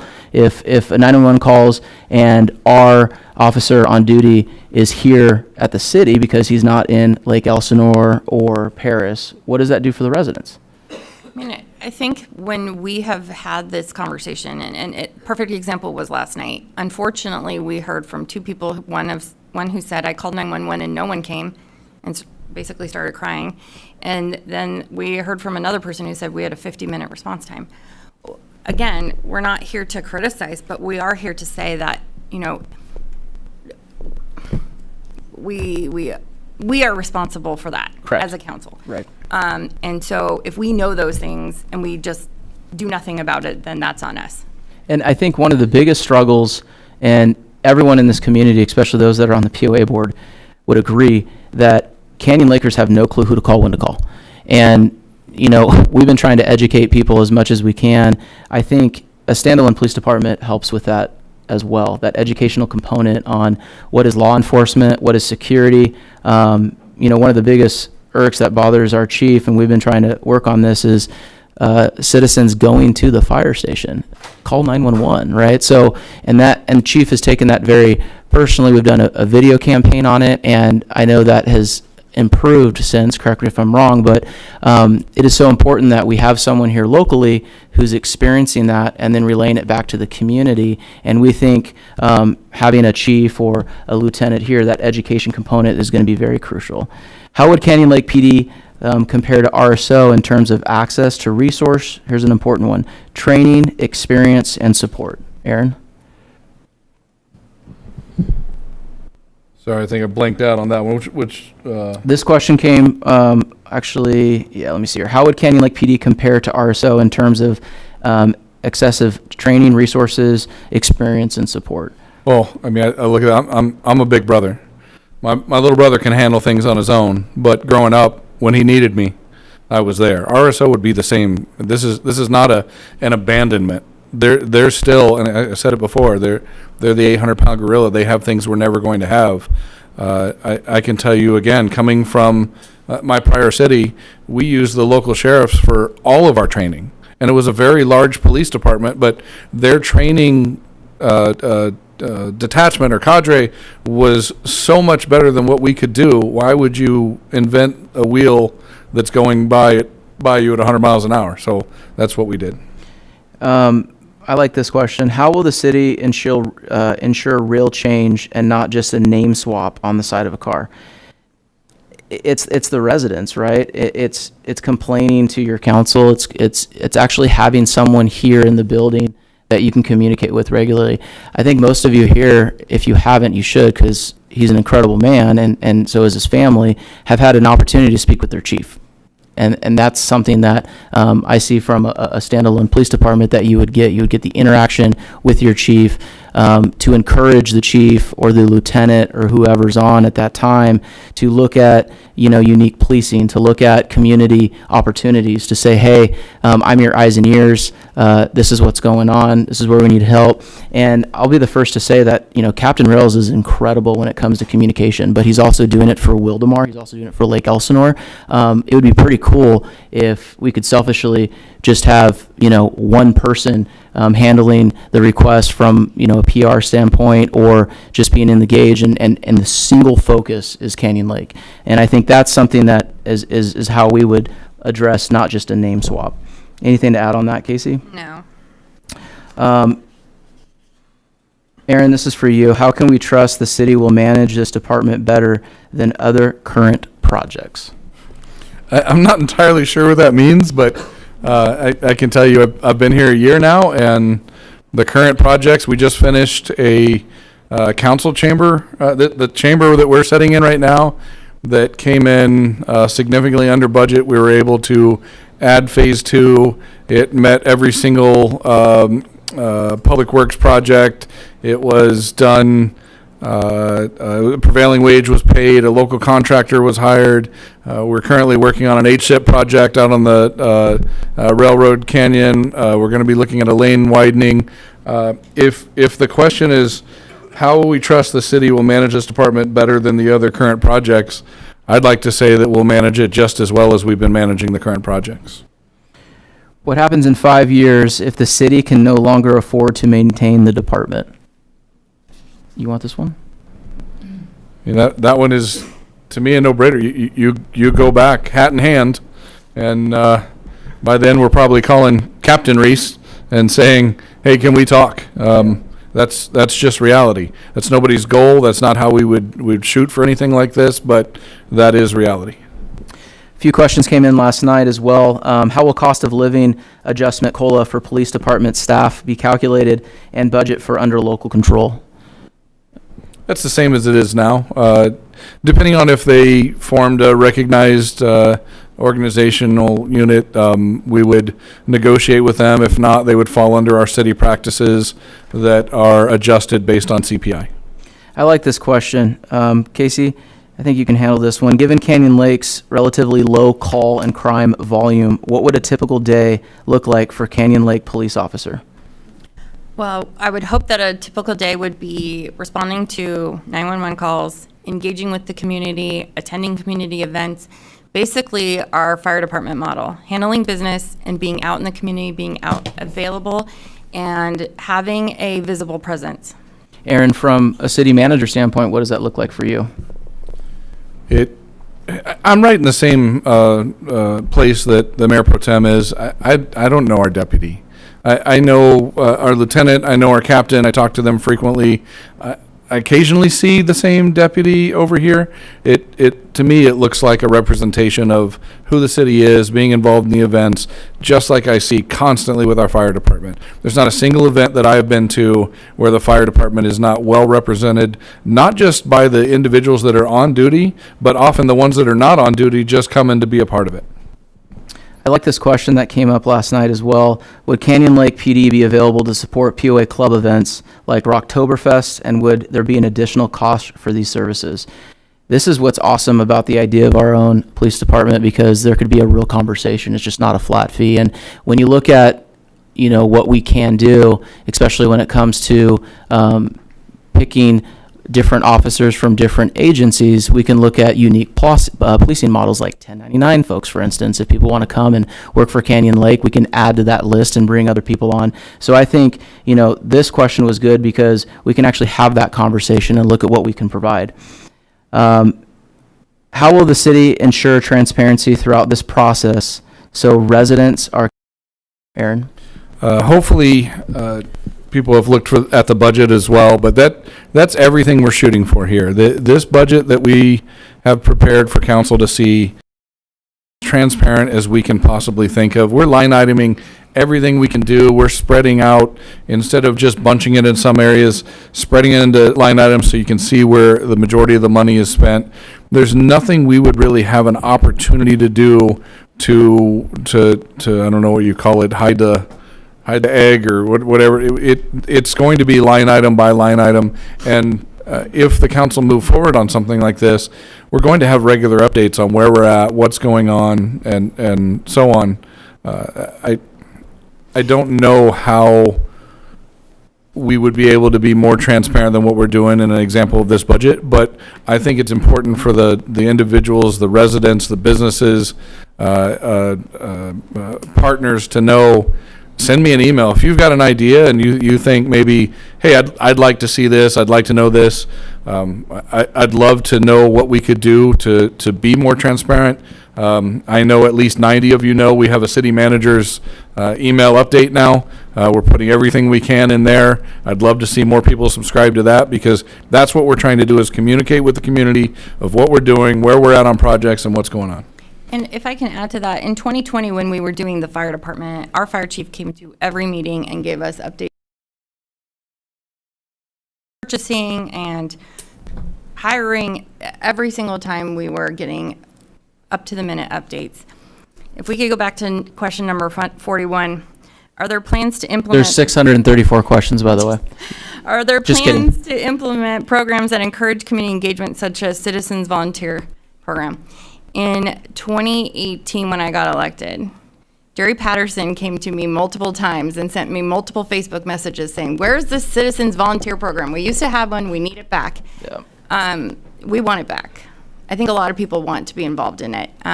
We had Art Femister last night here talking about the value of it. Mindy Latendress was talking about the COPS program in Laguna. Yep.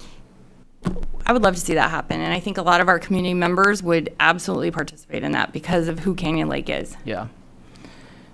I'm good. Should we hear from the community now? Well, our colleagues are gonna have some questions, and then I think there's gonna be a 5-minute break before public comments. So, Okay. does our colleagues have any questions before we take a 5-minute break and go into public comments? No, do you have a question? I do. Go ahead. All right.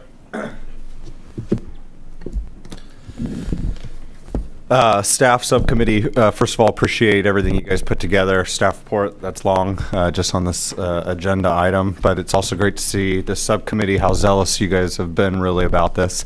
Do have a few questions. Sorry if I kind of go out of order on a few of these, but first question, like to get a better understanding, is from conception to inception. How long did it take you guys to do the fire station? Chief? I was hired February 1st, 2021, and we started January 1st, 2022. So we had 11 months to do everything. That's not including all the prep work, the consulting work that was done years in advance of coming on board. There were several revisions to the consulting contract and the outcome, and so that was all done. I had what I like to call a roadmap when I started.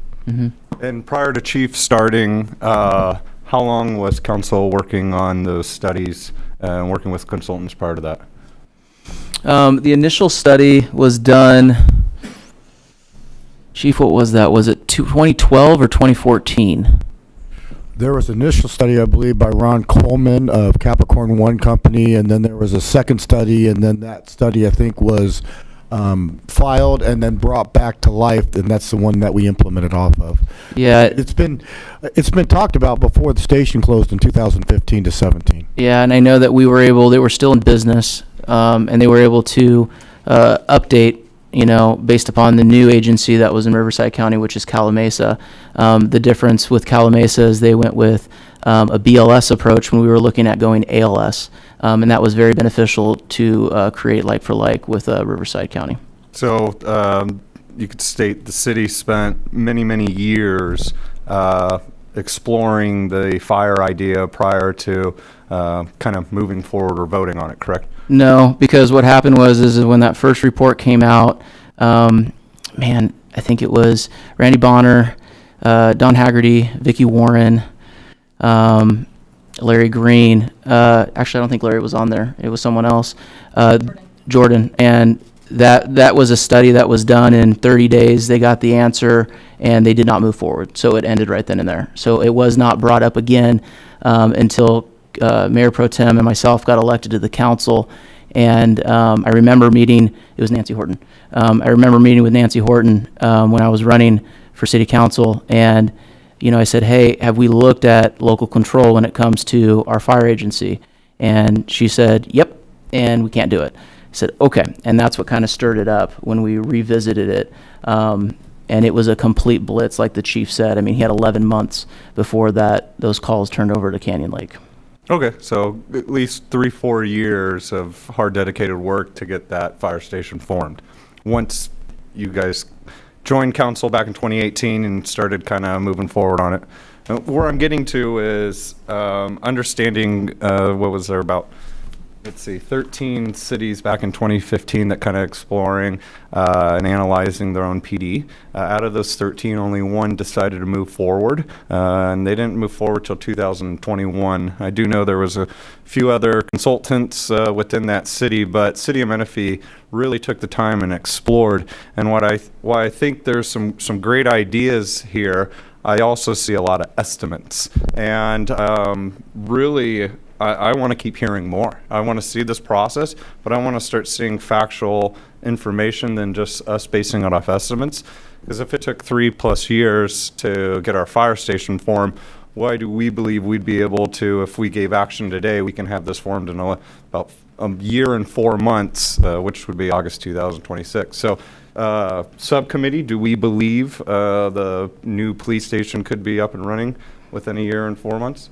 I don't know if I'm understanding where you're getting the 3 years from, because my understanding with the fire department, from my experience, was there was a study, they just kind of shut it down. 2020 was when we decided we had to take action because we got the projections of the cost. And what happened in 2020 that became the catalyst of it having to go forward was COVID. And COVID put a stay on the raises that CAL FIRE was getting. And so it was hey, what we see in the future, the forecast that is coming down the road, that is non-negotiable, is X dollar amount. And because there was a stay, it was not imposed at that time. And so between that prospective increase and the stay was a sweet spot window. And during that window is when we said, okay, what did we do? We kind of resuscitated a study that had components to it, had it updated, and then said, we have information.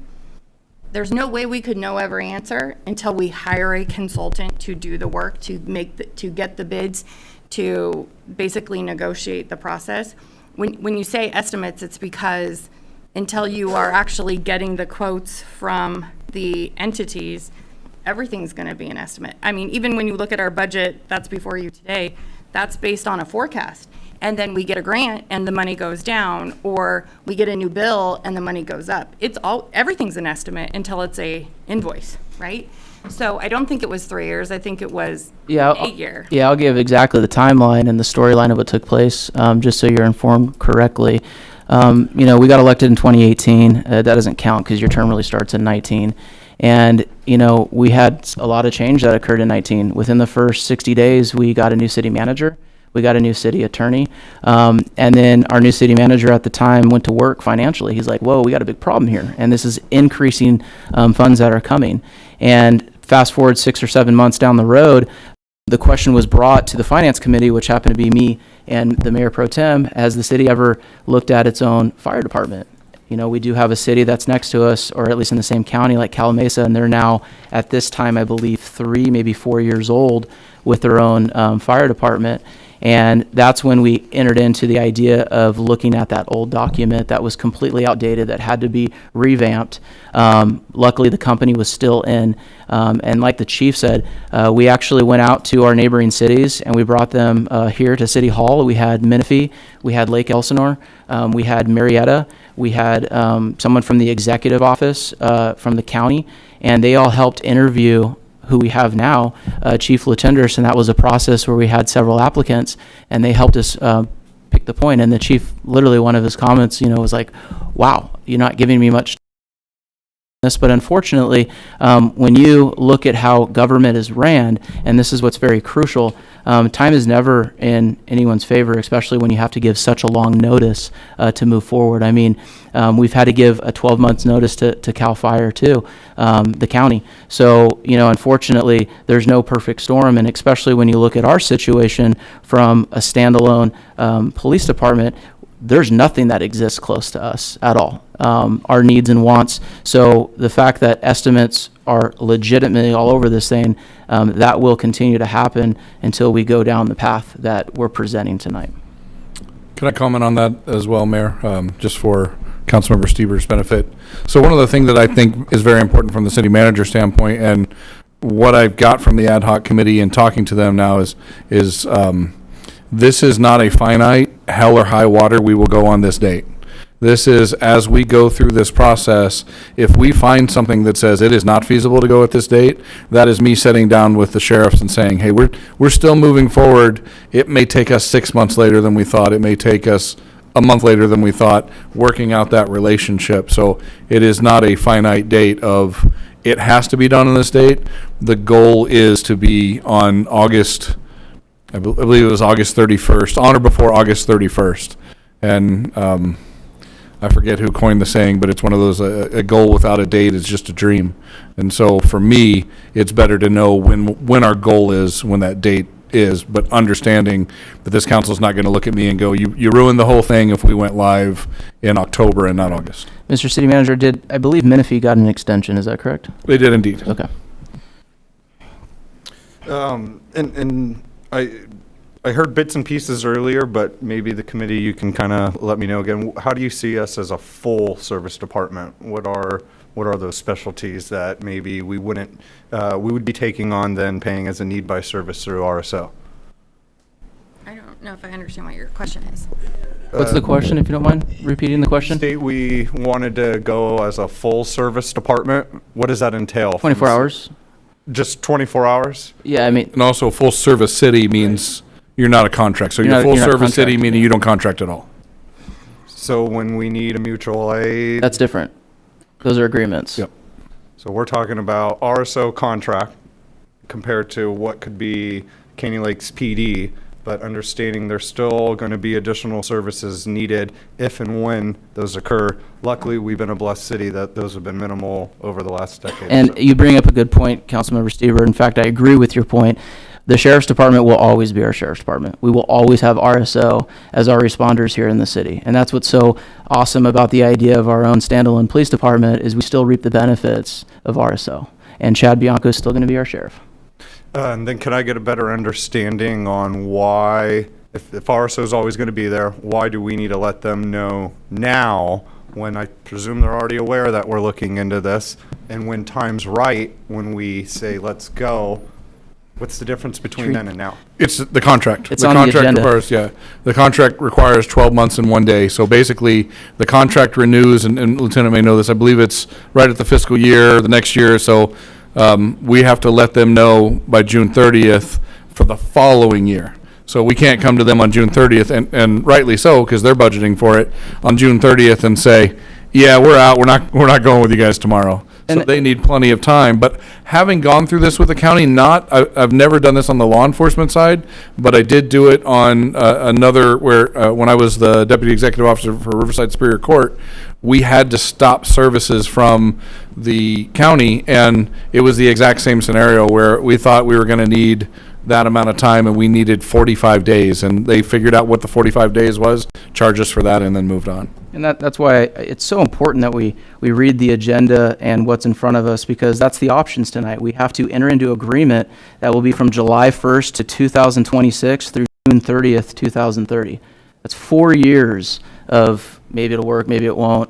And that's what's unfortunate about when you look at government and its timing. It's these big notices that have to occur. And that's why it clearly states in the agenda that, we have these two viable options. Have we discussed with RSO about a possible one-year contract? Instead of going into a 4, we're extending our current one we're in? We would absolutely discuss that with them. And again, when you're moving forward with something like this, you have more tools in your bag than when you're locked in. It's a way different animal, because now you're coming from a different perspective of, hey, we need help here. We need a little bit more or a little bit less coverage than what we thought we were going to have.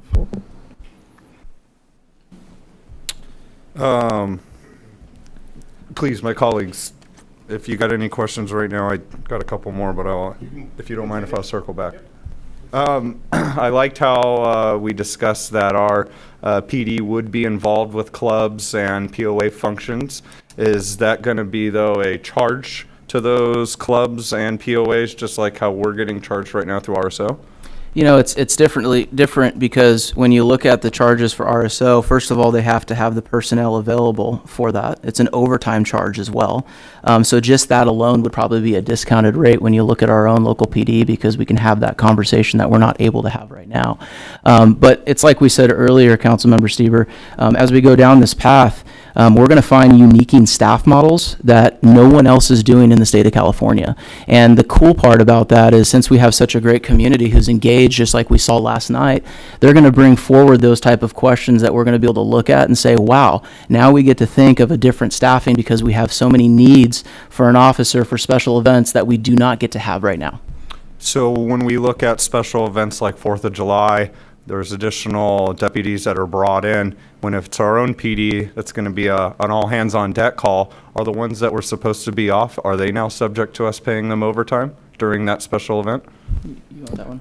Yeah, that's the law. The law would require, FLSA would require that they would be paid overtime if they work in excess of the hours, unless they're salaried, and that would be the chief and the lieutenant maybe, but the other ones are not going to be salaried. Right. So when we look at goals, definitely I see, and I love local control, definitely. And I see local control, different aspects of it. Really where I see a big play of local control here for our community is going to be that community engagement side. It is something I've even passed on when I got sworn into RSO, letting know, hey, I would love to see this. Go play a little basketball, go say hi to the kids when they're down at Holiday Harbor or hiding behind the bush down there. But I agree. Haven't seen it, and I'd like to see that.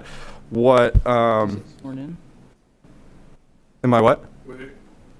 You said you were sworn in, RSO. I'm checking with the city attorney. When I was sworn in. Oh, here okay. as council, Yeah, I heard the same thing. That was a said, city we have a manager deputy scared here, face. so I'm like, we might have does he a need to recusal. recuse right now? Okay. Recusal Thank here you very that much. we need to be part Yes. of.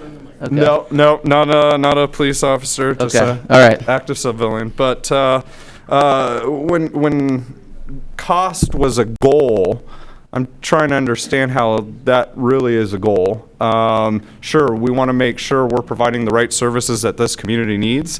And if we go based off of the recommendations that are in the staff report, and you start kind of matching what cities might have that same budget, would also have the same population, would also have the same staff, FTEs. I was kind of going through it, and of course, again, we all know Canyon Lake's different, but some of the numbers I'm seeing projected that it would be to house a police station are a lot greater than that $2.5 million. Now, I do see that there are some cities that are getting through that budget of $2.5 million. What do you believe that we're likely there at that $2.5 million? Or do you see, as we dig into this more, there will be large increases? So I can take that one based on just building that operational structure and the way that $2.5 million or so that we're looking at is built. If these estimates, and you're right, a lot of the things that we've done are estimates because you're just not getting any action unless this is real. When you call somebody, hey, we're thinking about that, their answer is basically, cool, call me if you're going to do it. So when you get those estimates, we have kind of played with what would be, in my mind, I think I called it the Cadillac version, to where if our numbers are off, we start taking away not as many CSOs, maybe one less sergeant, but it's a model that is way more personnel hours than we get from a single deputy. So there is money to play with. There's also things that I'm looking at in the budget where we can kind of swing things that are currently on this general fund, moving it over, and then talking about the building. Many of these other agencies, as you look at them, they're starting from scratch. We have a building in place. We have a generator already. We meet almost all of the public safety requirements that we would have for this building, and we haven't done anything yet. So that gives us a huge advantage. Do you believe what has been proposed to us in the study is accurate? Based off the other information that was provided to you at the cities and their. So those cities, we did that research, and understand it is not, and I keep saying this, it is not an apples to oranges study. If you look at the very first, $1.2 million, and they have 24 hours around the clock. So we know at a very minimum, we could just duplicate what Sutter Creek is doing, and we would have one person on staff 24 hours a day. That is not what we're looking to do. And in the staff report, I go into great detail as value is defined as many things by different people. Some people value is I saved a lot of money by doing this. Others are I'm spending at or the same at or near the money I was spending, but I get so much more for that. It's up to you how you define value. But we know if you just take the Sutter Creek model, we could run the department for $1.2 million. That is not what we're looking to do here.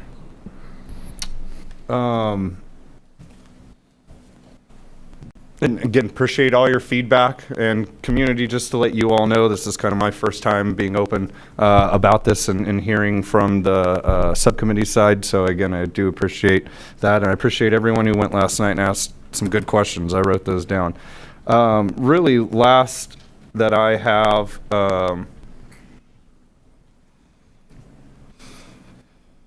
Last that I have is for tonight's action item. If it's the second decision, we would be authorizing you to work with a firm or an individual to not exceed $200,000 to kind of start process putting this together. Would we be doing a full RFP to be qualified firms or personnels, or we kind of already have a better understanding on who we know we want to use moving forward? We would not be doing an RFP, but it would most likely be just individuals that, frankly, that I'm very comfortable with, that we would bring in that have done things similar to this. Or we would kind of look at the same ideas the way that our fire chief was hired, but we'd bring somebody in that may or may not be the chief. They could come in and a well-established chief that we would bring on as a contractor, have them kind of go through this process, and if they had a desire, they could compete for chief, and if not, then they help us build it. Very similar to, if you know the Menifee model, to what Dave Brown did. That was a beautiful model. He had somebody that was well-respected, that knows what he's doing, that everyone, not just in law enforcement, but in municipal management, knew this individual. Unfortunately, he's been acquired by a larger firm, and he's not an option. But to be honest, that's who, personally, I would have gone after first. But you do have firms or individuals that you can talk to tomorrow, ready to get the ball rolling? Absolutely. Going out and searching I can for guarantee you I've got people right now watching this meeting waiting to see which way you vote.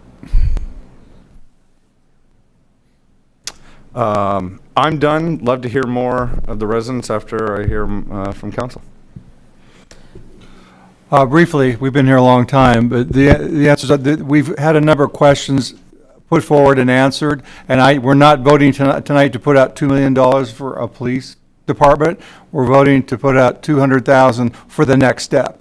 And I don't think we're going to get, in my mind, I've got 80% of my questions answered. I'm at the point where I'm good with the $200,000. Before we have $2 million, I'm sure there'll be more questions. I think Aaron will come up with his own questions that he'll feel he'll need to bring to the public and say, I'm just clarifying the prior questions that we were asked, just to let you know where we're at with this. And I'm feeling good about that. So I think asking more questions not necessarily going to help us. I'm going to comment after the public comment, but I think I feel good about the 200,000. And if you voted yes, you would be committing to the 2 million, just not today. You're committing to the 2 million with unlimited parachutes. So we would be able to come long before that money even started to be spent and say, hey, we've got this concern, or everything is moving according to plan. We're looking forward to really activating at this time, because all the personnel are not going to be hired on August 30th to go live August 31st. So there would be some level of overlap to make sure we have everything in place. But the information will come to the council. Information will come to the Something council. say. And as you said multiple times, if there's a drop dead problem, you're coming to the council and say, we have to stop, at least for now. And at any time in that update, or frankly, in a review of mine, council could give me direction as a whole to put a stop on any individual item or any grouping of items and say, hey, we need to bring this to open session, we're not going to move forward, or it goes so smooth, we're coming to council saying, hey, we have an opportunity to go live in March. I don't see that happening, but that's the thing that could happen as well. Councilmember Welty, if I may, the city manager has ensured the mayor pro tem and myself just that, and that's why, and I know he's said this multiple times, if we read the dang staff report, but it's like 3,000 pages, so it's a lot to take in. We're very comfortable with the direction that he put forward in saying that no matter what, along the way, you'll get constant updates like we did on fire, but he's going to be, and probably the person that he brings on will be giving us those monthly, if not weekly, if not daily updates on where we're at. And so that's what was crucial. There's no way that the mayor pro tem and myself would even bring this item forward if we didn't have those reassurances. Thank you.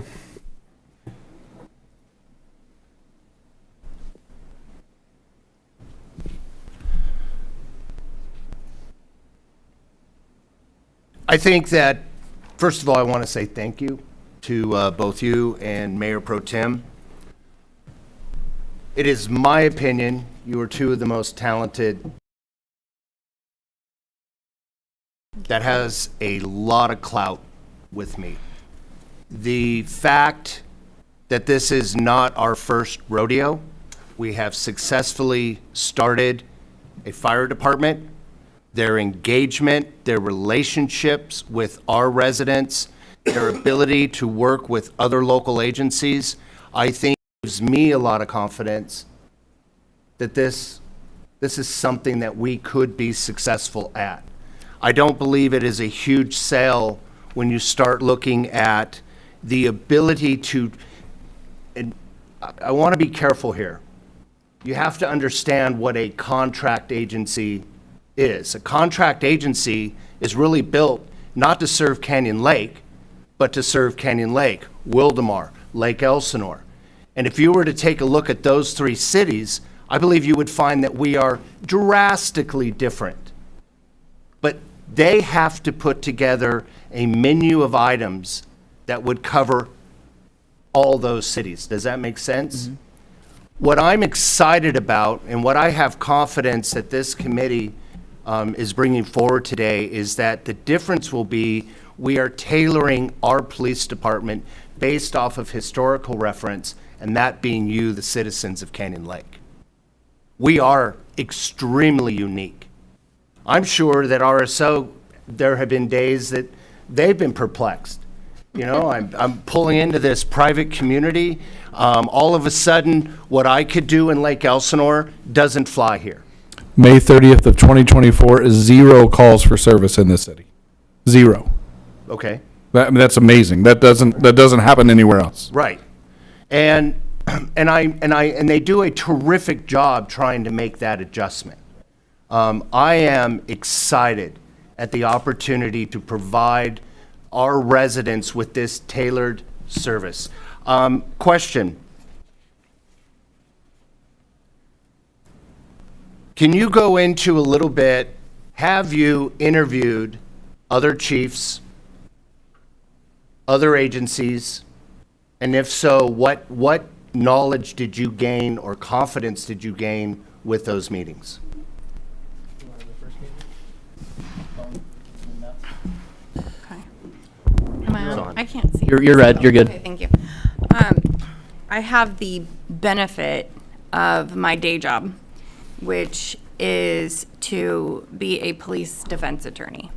And so my job every day is to go to different police departments and represent police officers in various types of cases.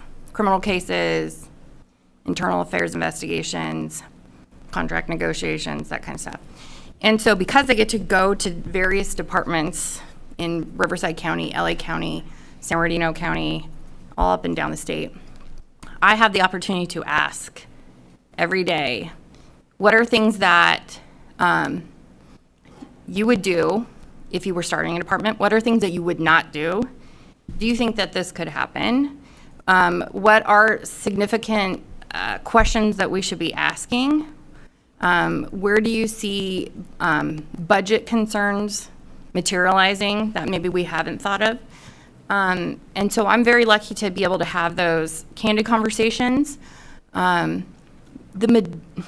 would say 95% of the people that I have talked to include police chiefs, think this is exciting because we do have the PARS option. And if we didn't have the PARS option, they would say your unfunded liability for CalPERS would bankrupt you. Because you have a finite amount of city staff right now that have CalPERS retirements.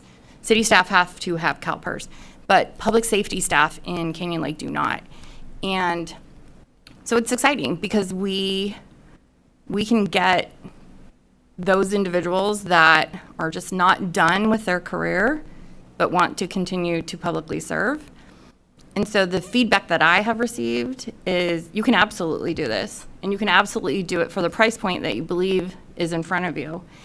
And if you need help, that's the best thing that I've heard from not just my clients, but the contacts, their administrators. Like, let us know what you need from us. We can be a resource for you.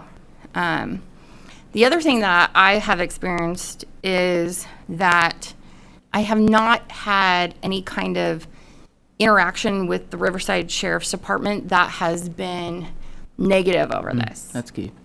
Obviously, no one wants to leave on a bad note, and I think that would absolutely be our goal to not do that, because we want to maintain the relationship. We want to be good neighbors. We want to be good partners. And that's why we made sure that we had that perspective when we started our own fire department. We're just going to be on the team, right? Instead of, an internal team member. So for me, I've only had good experiences in speaking to other agencies about the possibility of leveraging those relationships when we need them. And Mayor, it's a fair question. It's funny because Casey and I have worked really close on this. And it's tough because you probably can guess in the community, but her and I easily work 12 hours a day in a normal job, and then we mix this in. But our jobs allow us to communicate with law enforcement agencies all the time. And there's a point at which every person she was talking to, she was texting me their number, and then I was immediately calling them.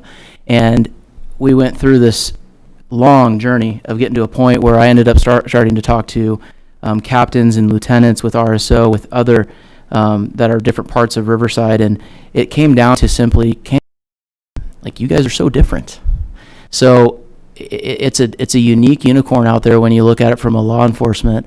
And I meant what I said. I started begging people for, I believe in the term of, iron sharpens iron, and I wanted to get those hard questions so that we as a team can go back and research and have conversations with people. And the Mayor Pro Tem and myself, I think we've successfully done that. And we still have so much to learn, which is why the item is being presented the way it is tonight.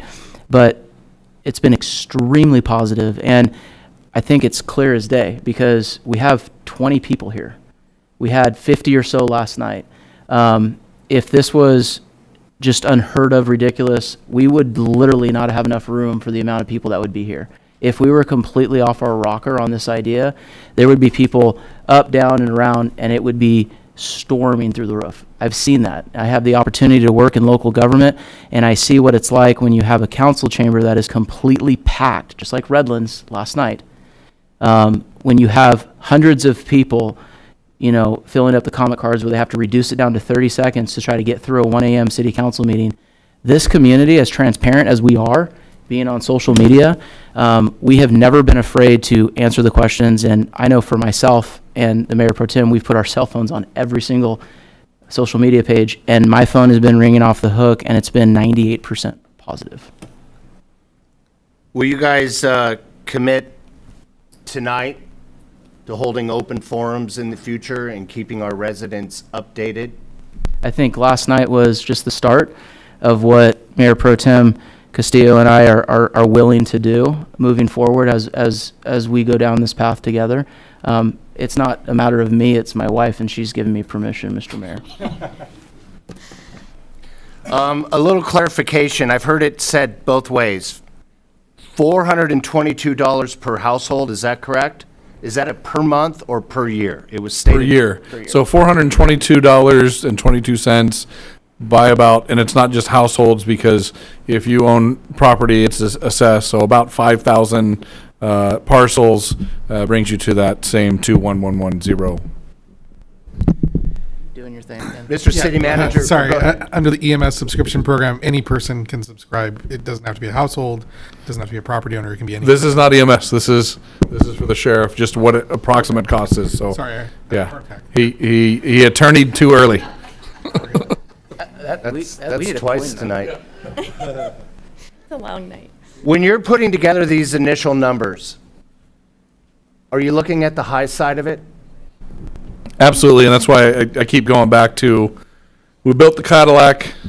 If we walk away with a Camaro, we're doing pretty awesome.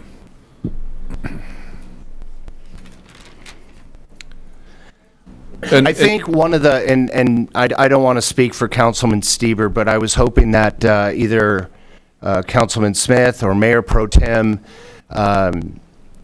Castillo could clarify. It's a question that I have gotten probably most common, is if we needed, for lack of a better service, SWAT,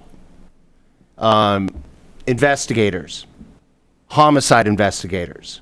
Can you explain to me, we have those services now, We Is pay that for those correct? Services now. right? Are we paying in addition to the 2 million? So in other words, we pay for these services when they occur, Correct. or is it in that $2 million cost? It is, 2.2. well, I think it's a combination. So we are paying administrative fees now. If you look at our invoices that we receive for RSO, we are paying a portion of a grant writer. We are paying a portion of the professional standards team that investigates the deputies for employment investigations. We are paying portions of all kinds of things. If you need something, it is going to depend on what you need. If you have a critical incident or an officer-involved shooting, that is going to be by virtue of an MOU with our cops and covered under that.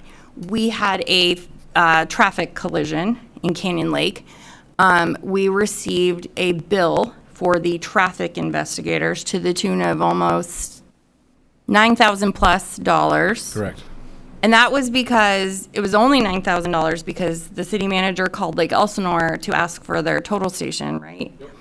Which, Jason Simpson was willing to do it, so they paid a little over $100,000 for that scanning device to be able to scan that area. And luckily, it's RSO there as well, so they were able to just grab the unit from there and bring it over. so that cut our costs on the investigation costs. But for the purpose of investigations, it's not covered in our bill. Because what we're paying for right now is a 24-hour deputy. Right. So when we need an investigator, we are now paying overtime on investigations. If we need an additional deputy, say we have a domestic violence call or something like that, we are paying, I believe after 30 minutes, overtime. I think it's 30 now, right? It was 15 before, now it's 30 minutes. 30 minutes for that additional person. What we are envisioning by having more than one person here is that would be contained in the actual cost as opposed to an add-on line item. So your dependency on that particular situation would be less? Correct. Okay.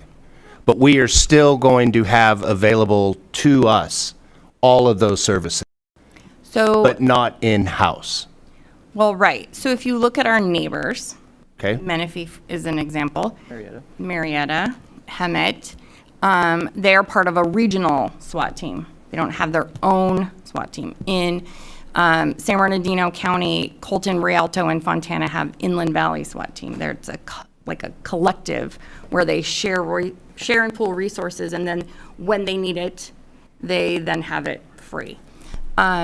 We would have to figure that out. That's part of, I think, what Councilman Stewart was asking is like, what do you do? Do you join Southwest SWAT? Do you still contract with RSO? Do you say that it's going to be mutual auto aid? Like, what do you do? That all has to be worked out, right? I don't think that anyone in Canyon Lake is contemplating that we would have a standalone Canyon Lake SWAT team, as badass as that would be. We're yeah. just not budgeting for that. Yeah. I don't think we need it. But there will be a time when maybe we require those services and we will have something in place either by virtue of MOU or cooperative or what have you, so that we are not holding the bag alone. And those services, would you not be paying for them only when you need them? It depends on what model we go through. I was told by the Menifee chief in a very good meeting with him a long time ago, if you guys had a problem, the world would be there. No one would leave you. And I believe him, right? We are small. We have to rely on people no matter what, right? But that's the whole point in being a good neighbor. Like our fire department is routinely being a good neighbor with Elsinore and Menifee and out the back gate. We have the same plan. I look forward to listening to the comments by our residents. Once again, I want to thank you very much for all the hard work that you have done. It personally gives me an added confidence in moving forward had it been two other people. And I know personally how hard both of you have worked on this. Last question, what was your motivation in bringing it forward now? The motivation in bringing it forward now was the Board of Supervisors telling us stand by on a big cost increase. Just like the same information we got from the Board of Supervisors when they said it was coming for CAL FIRE. To our city manager, what percentage increase did we have this year? This year was 7%. Next year is 9%. But remember, the 7% is now. That is the estimate. I think I have that right. 7% this year, I think. There's been a lot of numbers through my head in the last couple of weeks, so I apologize. 7% this year. Understand, just like Councilmember Stuber said earlier, that is the sheriff's estimate. So come around October, I think, is that about right, Terry? About October, we get the new number where they'll say, yeah, you're good to go, it is 7, or they could come in. It's been about a 2%, somewhere around there, fluctuation. So they could go up to 9% and say, hey, we got the real number, it is 9%. For the invoices for July, August, September, you owe us 2% additional, and moving forward, 2% additional. And to be fair, Mr. Mayor, obviously, as the city manager said, looking at that 7%, it could go down too. We haven't really seen that in some cases, but that's the variable. So now there's how do you budget for that? So, luckily my mortgage company doesn't say, I think your mortgage is going to be $4,200 this month, but it might be $4,800 next month. We're not sure yet. It's like, okay, honey, you're not going to Target this month. We got a budget for that. It's the same concept, right? As we're trying to create these budgetary items here, and if anyone is nerding out on the budget, I got a bang up job on the council on the staff with your leadership, city manager, because now the budget is attainable, and I know that it's easier to read, but it makes it more difficult for us to make these decisions when we have a what if scenario. It's not fact, and that's where our difficulty comes with being a contract city in regards to RSO. Any further questions? You can do a 5-minute break? Yeah, if not, what we're going to do is we're going to take a 5-minute break. It'll give you an opportunity to bring your cards to our city clerk. Is that correct? And after that 5-minute break, we'll hear your comments. Thank you very much.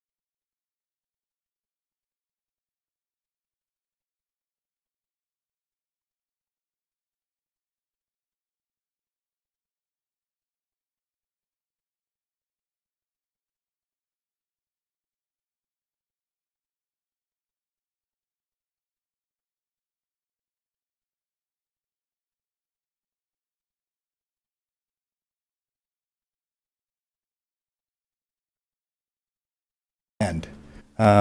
It's one of the things I was trying to figure out with the cost you came up with. And you mentioned Councilperson Castillo hiring older people that were, DA investigators, et cetera. But you got to realize those DA investigators have been an investigator for 20 years. They might not be in a patrol car for 25 years. So there's going to be some spin-up time for those type of things. Backup for certain things. I worry about that too because background on myself, I retired from the Sheriff's Department after 32 years. I was one of the first officers assigned here to the Canyon Lake, the city of Canyon Lake in 1990 out of the 4 officers. So I patrolled these streets. I understand the dynamics, and I'm not saying it's not a bad idea, but I think it's vague. And I think the number is going to be bigger. So I'm trying to think what the benefit is because you have homicides, you have officer involved shootings, you have rapes. All those costs come from somewhere, obviously. You have your booking fees. You have more arrests, your booking fees are going to go up. You have more personnel, you're going to have more arrests. So I think there's a lot of things that are there, but not the minutia. And those things that cost a lot of money. So I'm wondering if anybody, has come through that. So that's kind of what I had some questions on. Thank you. Thank you. Mayor, we have no more speakers.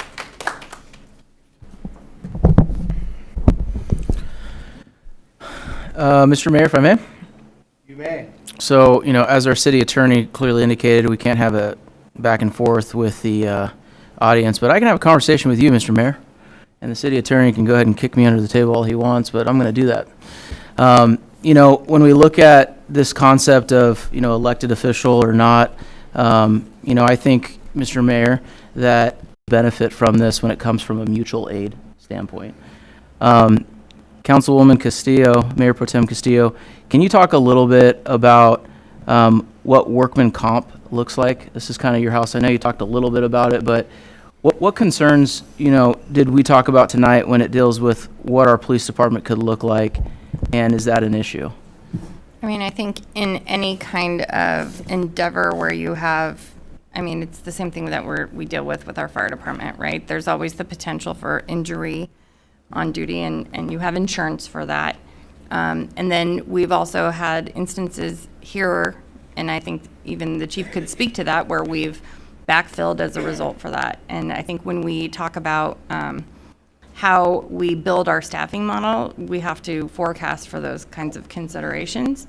I think another part of the uniqueness of the Canyon Lake model, and it was brought to my attention even on break, was, if you do hire people, as Mr. Chavez mentioned, that are a little bit later in their careers, they may want to be, semi-retired and not fully retired. We have the ability to have a unique system where what has been brought to my attention was it would be super appealing to have part-timers who work 2 days a week, keep their post active, get to be out in the community continuing their public service, but then go on their RV trip. You know, we can create the model that fits Canyon Lake, and we need the feedback, right, from the people who are going to potentially be hired, right? But if you look at any of the ads for agencies across the state that are hiring, and if you pick up a PORAC magazine and look in the back of it, you see all the incentives, and a lot of the incentives that are offered are not just pay, it's quality of life. And I think what's cool about Canyon Lake, and I think you could ask our fire department, is we also really highly focus on the quality of life aspect here. And so in dialing down what we are looking at for our model, bring on any suggestion that could build us a quality team that may have those considerations of workers' comp or whatever, and see what we can do with it. And that's the benefit of listening to, like Mr. Block said, you know, if you take the time in the year and a half to figure out what that looks like, then you can adjust as necessary. And, you know, we talked a lot about this double dipper concept, and, you know, this is good information for this council. And, you know, right now we actually, out of our entire fire department, only have 3. The rest of them are young bucks and getting after it. And so I don't think that this only limits us to a certain class of employment, which is very unique with our model. And Mr. City Manager, if you may, I would like you to kind of go over a little bit of, we heard a little bit about some of the calls, whether it's, rape or whatever it might be. What'd you learn from, our consultants that we brought on when we did a 3-year snapshot of the type of calls? Because I know you've been having these conversations with other chiefs throughout the county. Give us a little background on the type of calls that Canyon Lake are having. Okay, it is detailed in the staff report where the consultant GPS went through an analysis. We were very fortunate to get all the data. So the RSO basically handed us all of it and said, here's everything you could need. And then that firm combed through that data to come up with those reports. I went over in my presentation the crime numbers. Those were for the year. And I know I made that comment, but I can remember, I think it was my 4th month, and Mayor Pro Tem Castillo said, how are you liking it? And I said, it's amazing. I haven't had a single OIS. And for me, that's huge. I don't know of one in Canyon Lake. There may have been many years ago. I don't know of one. I can name 5 my last agency had in a 2-year period. It's not the same. And that's the comparison for individuals that would come here, is to be able to analyze, do I want to keep doing this? Do I want to be that individual? Because some do. At my last city, a really funny story, my police chief from Palm Springs, who is a good friend of mine, his daughter went to that city. And in his 20-some years of service, in under 2, she had more action than he did that whole time. So it's all about where you're at. Right. And you're not going to see that same level of action. I'm not going to say it's not possible here. Right. Crime is everywhere. That's why we're preparing for But it it's today. about probabilities, and that's what insurance companies deal in. They're not dealing in the statistics of possibilities. They're charging you based on the probabilities. Yeah. Based on the statistics that we were given by virtue of a Public Records Act request that went to GPS, as well as the quarterly stats that are provided by RSO when Captain Rails comes, the majority of the crimes in Canyon Lake are misdemeanor warrant arrests, meaning someone's already been arrested and they didn't show up to court. Right. So they're re-arrests. Right.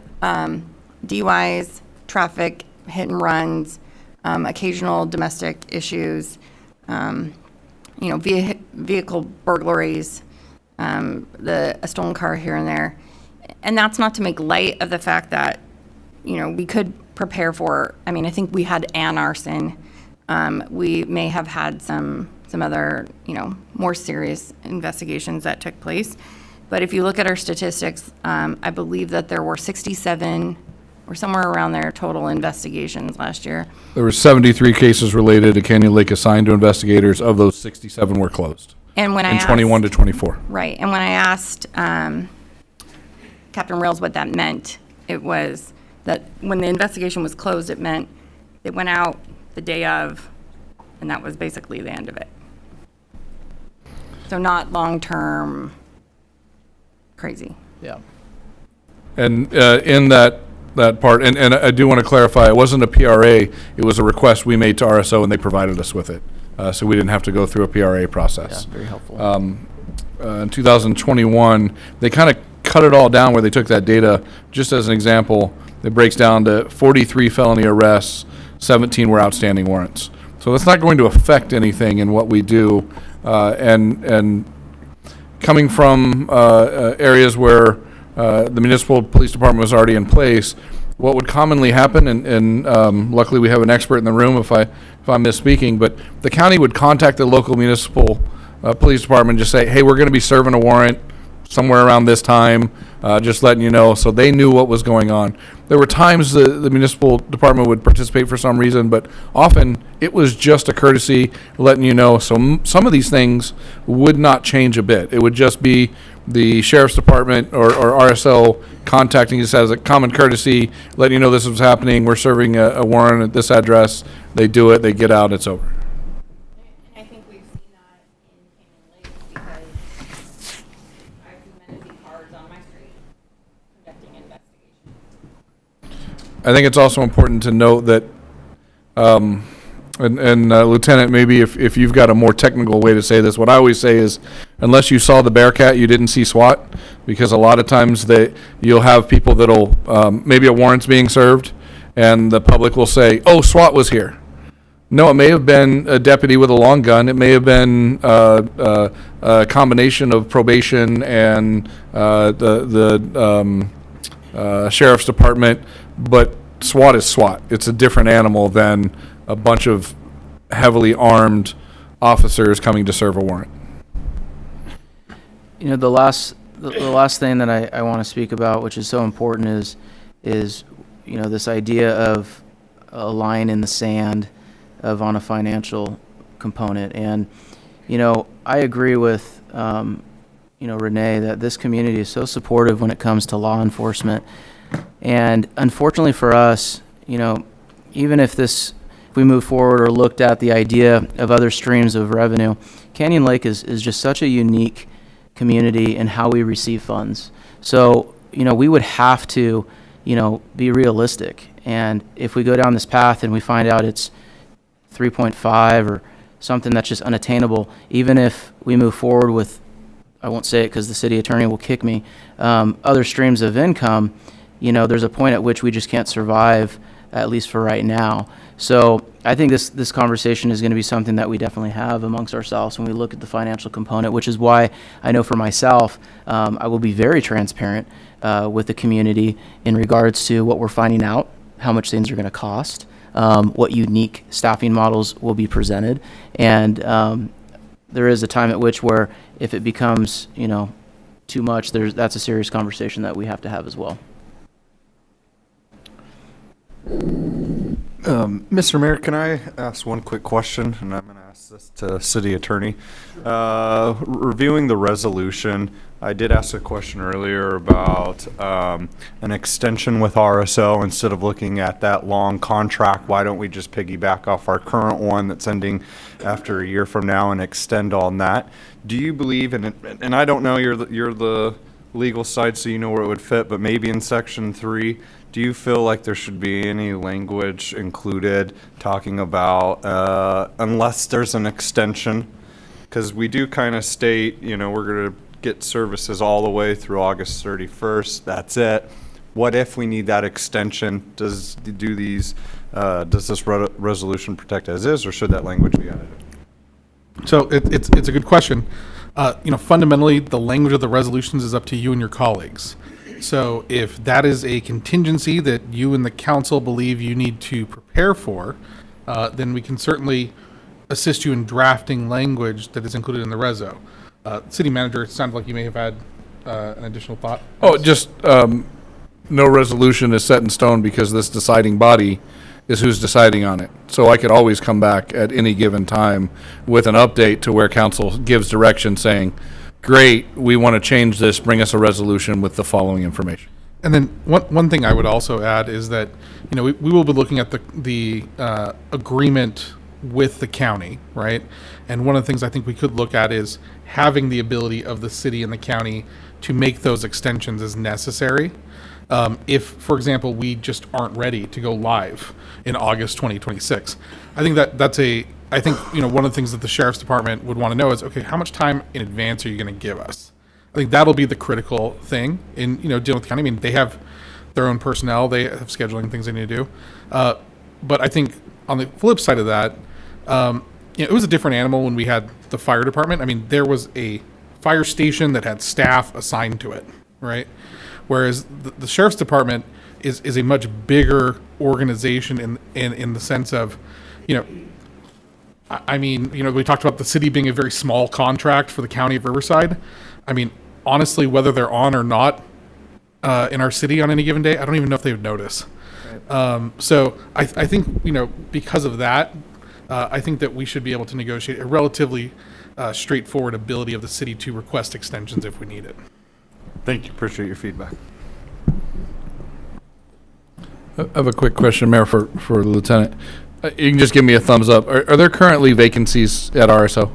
Yes. So our one deputy, in the event that the city move forward with this, is going to be reassigned immediately, and okay, just confirm. I'd just like to comment, I've been through about 20 years of the Canyon Lake researching, opening their own police department. I've talked to people who were on the committees in the past. I've heard the nightmare stories. I've heard how impossible it was going to be. And when the idea came up that we were going to revisit that, I had this total dread that, oh my God, we're going to do this again. And I came in incredibly skeptical that this was something we should do. However, I am so impressed with the work that our council has done and the subcommittee has done on this. It's just amazing. I think this is a great idea. I love the person that came up and talked about how our police department could engage with our youth. The youth in Canyon Lake at times, having had kids for 30 years here, they develop a little disrespect for the POA Community Patrol. It would be so great if the children in our town actually could work with the law enforcement and actually develop some respect for the law and order. And I think if we had patrolmen on the street, patrolmen in community activities, I think that might be a possibility to change that culture, which would just be amazing. The advantage of this community policing is just, as I got closer to this day and I started imagining the difference between contract operation and our own community patrol, I just kept thinking of more and more benefits and more things the council could actually direct our patrol to do, our police to do, where now we just kind of have a contract. And as time gone, I got more and more excited about this process and about this coming to fruition. So I went from total dread of having to deal with this to, like, today I'm totally excited about the potential for changing some basic cultural things in Canyon Lake to not only provide a better law enforcement, to bring about our children to be respecting and more law-abiding and contributing citizens. And I think missing that opportunity would be very much a shameful thing for the city of Canyon Lake to let that opportunity and that attempt to try. And having been here, I've heard the negative things about opening the fire station. I was here through some of that, and that, you're sitting there hearing the nightmare stories about, oh, the fire station is going to fail, the service is going to be lousy, you guys are going to run out of money. I mean, I've just heard all that, and then we took the dip in, and we came out with better service, better economy, better resource allocation, everything. The fire department worked out so much better than I dreamed about, that I think taking the risk to move ahead with our own police department is something we can't afford not to do. And I'll leave it at that.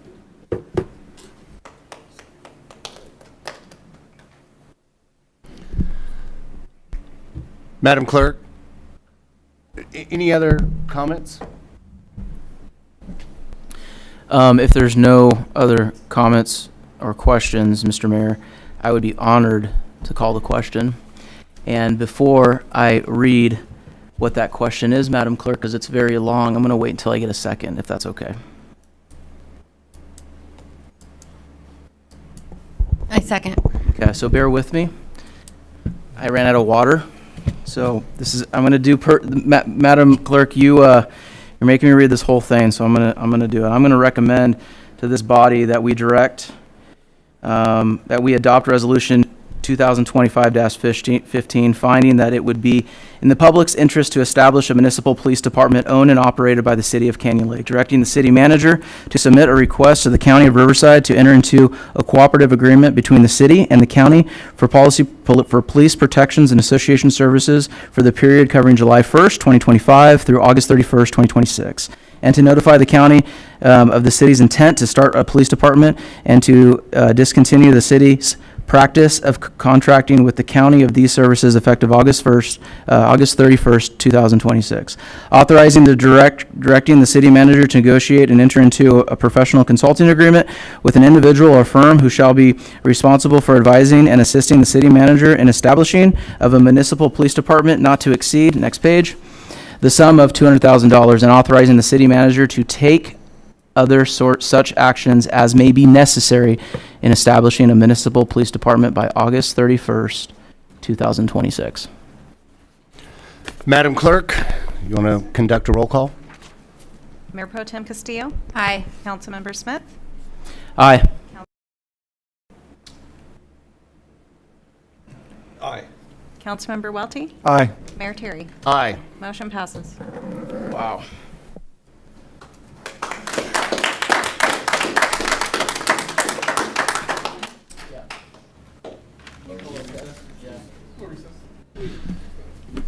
We are now going to call a 10-minute recess.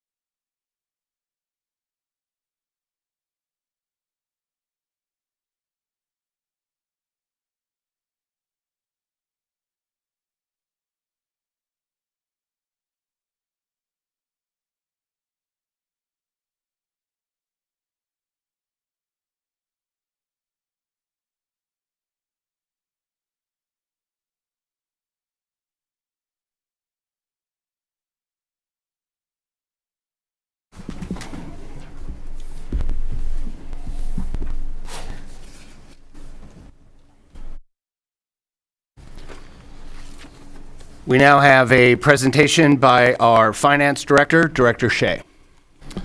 Mr. Mayor, if I could start first before our Director Shea begins. I just want to comment on this budget, and you'll notice a lot of differences. He's going to go over those, but I want to highlight just kind of the whys of what I requested. The council established a community development department when we modified some of the titles to align with what they're actually doing. So Mike Borja is our community development director. Everything that he did was in the city manager's office. We moved that out so that the city manager's office reflects really where the city manager spend is. So I wanted to make sure that that was just kind of explained before we go into that, because I have had personal questions on that and wanted to let the council know the motivation on that. And I may not have included that in the staff report. Thank you. Mr. Shea.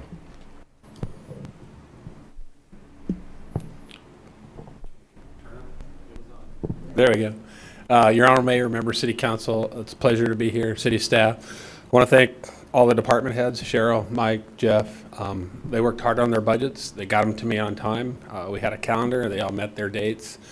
Aaron complicated it tremendously with moving stuff, and I'm kind of a control freak, so I want to make sure I have everything in place, and then moving salaries. And I threw out my old budget, created a new one, so it'd be easier to track. So, but I just really appreciate the staff's help. So, part of the big change, like Aaron said, is just rearranging some of the departments and divisions. So, where's Mike? Get the PowerPoint.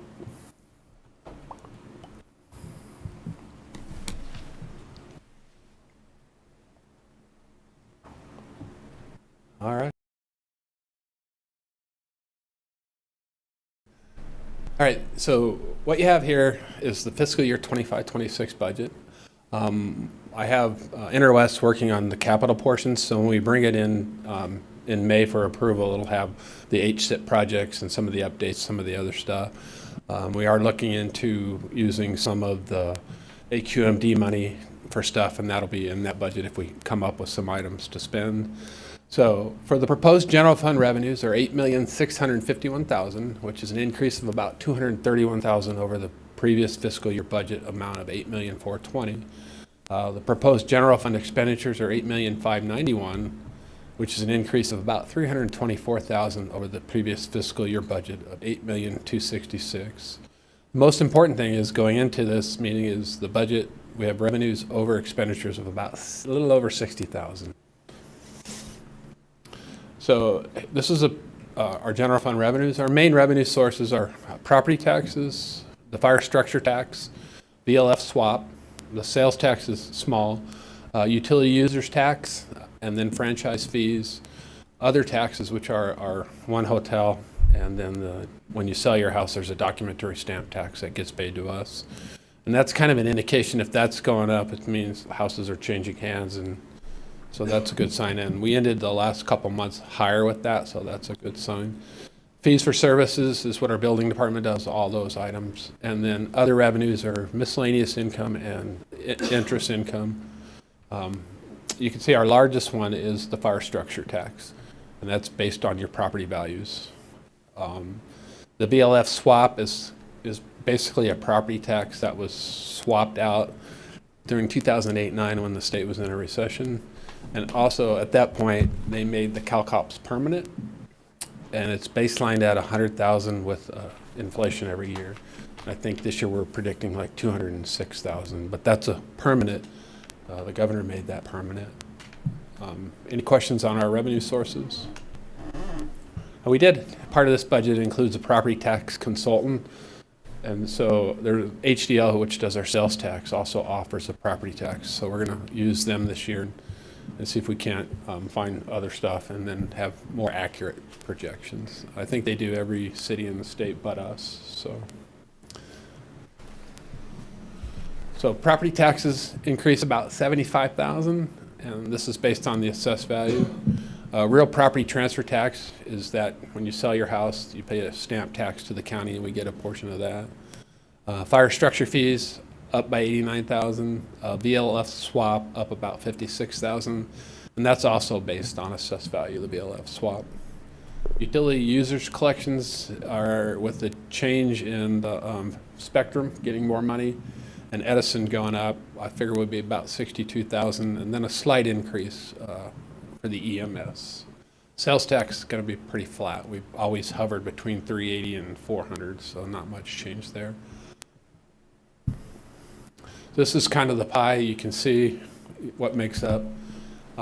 Had that other sales tax passed, when reading that thing, it would have been an accounting nightmare, and so I was kind of sad it didn't pass, but kind of okay that it.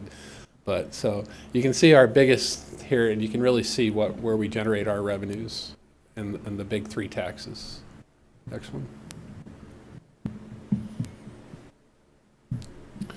And so here's a summary of all funds. So we have the general fund, which is our main operating fund. Our gas tax fund, where we do street projects. We get just a little over $600,000 a year between the SB1 and then the gas tax, and those are restricted for roads.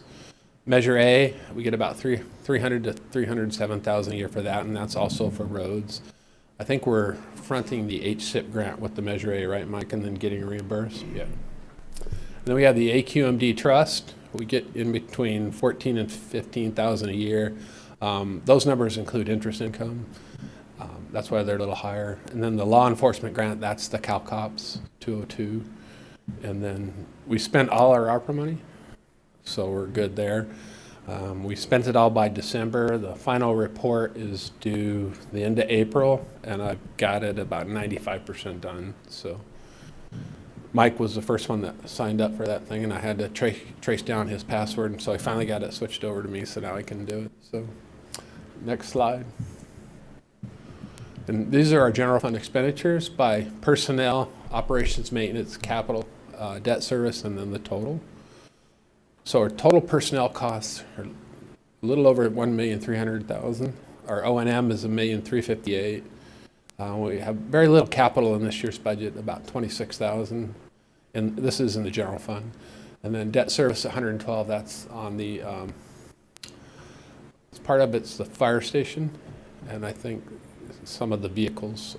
I think we have the vehicle leases over in O&M, and then the total is $2.8 million. Next one. One more. Next slide. And then this is developmental service, which is include planning, building and safety, public works admin, NPDES, and code enforcement. And you can see basically the same thing. We have personnel, $634,000, operations and maintenance, $536,000, for a total of $1,070,000. And then the next department division is public safety. And so we have personnel in the fire department, and then law enforcement, it's a contract, so that's where it's at. Emergency preparedness, and then animal control. Any questions on any of these schedules? All right, next slide. And this kind of gives you a breakdown. So you can see our largest expenditure is public safety, and then general government, followed by developmental services. Next slide. So I'll briefly each department, and a lot of this is a little different because of moving stuff between departments. So city council decreased by $59,000. We did move the city events, which is about $79,000, to the new community development department, and then an additional $46,000 in salary and benefits for council. Any questions? Feel free to interrupt anytime. City manager decreased by $380,000. Wow, what a good job, sir. We did eliminate a management analyst position. We moved the community development director, which is a new position, and the community and Maddie's position to community development. We did move the IT functions out to that department as well, and we eliminated the $10,000 in the contingency.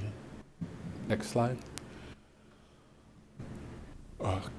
Community development, it's a new department, first time ever. So we established this to better reflect the operations, which the city manager said.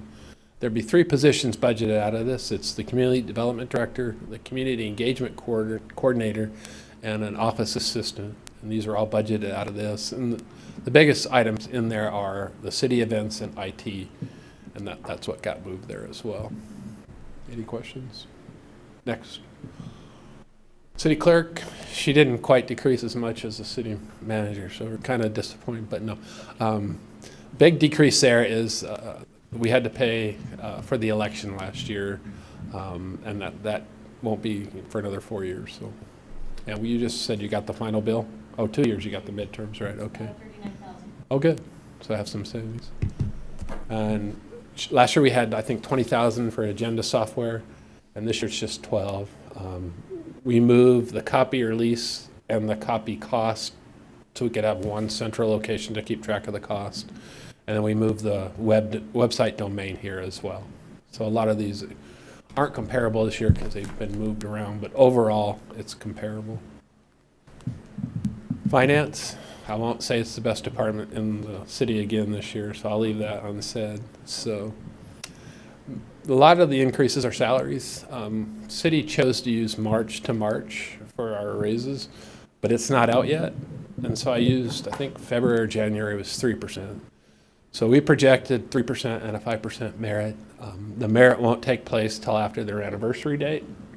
So there's a little built-in savings here depending on when you started with the city and when your anniversary date is. Our unfunded liability, which one of the people spoke about the police department, we have probably the smallest unfunded liability in the entire state, but it went up 13,000 this year. Some cities I've worked at, they have 8, 9, 10, 12, $14 million in unfunded liabilities they got to pay each year. We had a decrease in the annual audit because last year we needed a single audit, so no single audit. And then we increased for hiring a property tax consultant. We're going to try that out this year. Next. Planning decreased by 172,000. 180,000 was for, we budgeted for a sphere of influence study that was taken out this year. Increase of 25,000 for environmental justice requirements. We decreased the housing element for 20,000, and then a slight increase in the contract planning services of $2,600. Next. Building and safety. Wow, everybody decreased. Expenditures decreased by 15,000. Same here. Staff received a 3% COLA and a 5% merit. We eliminated the one part-time position and eliminated the state mandated costs for developing ADU design templates, but we increased the VCA code services by 30,000. Law enforcement, that 254,000 is basically the change in the contract. So 80,000 of 24-25 we used the last of the ARPA funding. 153,000 is the increase in the police services contract, and it was a 7.3 increase. And then 204,000 will be offset by the CalCops fund. Next.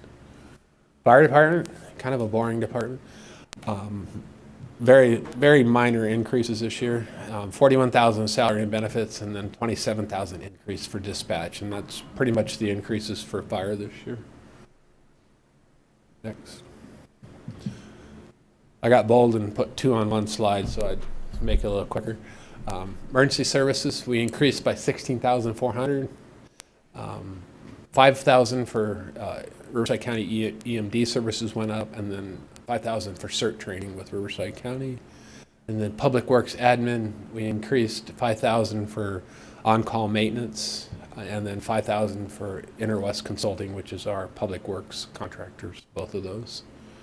Next. And PDS, the costs for the LE/TMDL agreement went up by about 5,800. That's about the only change we have there.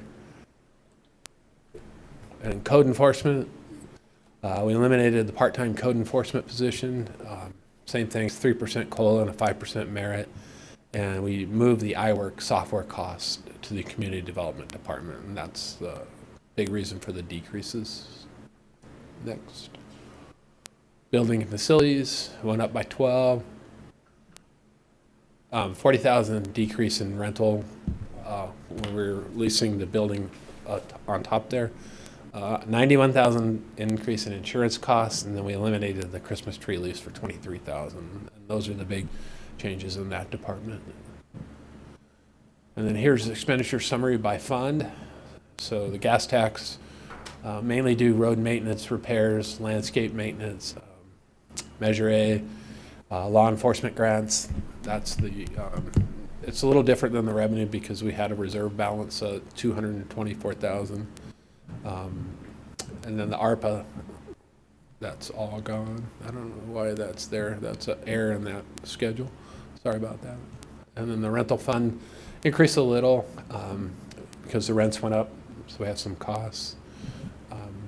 And capital improvements, that's the HSIP budget there. That's what that is. If you go to the next one. I got to make my slides bigger or get better glasses.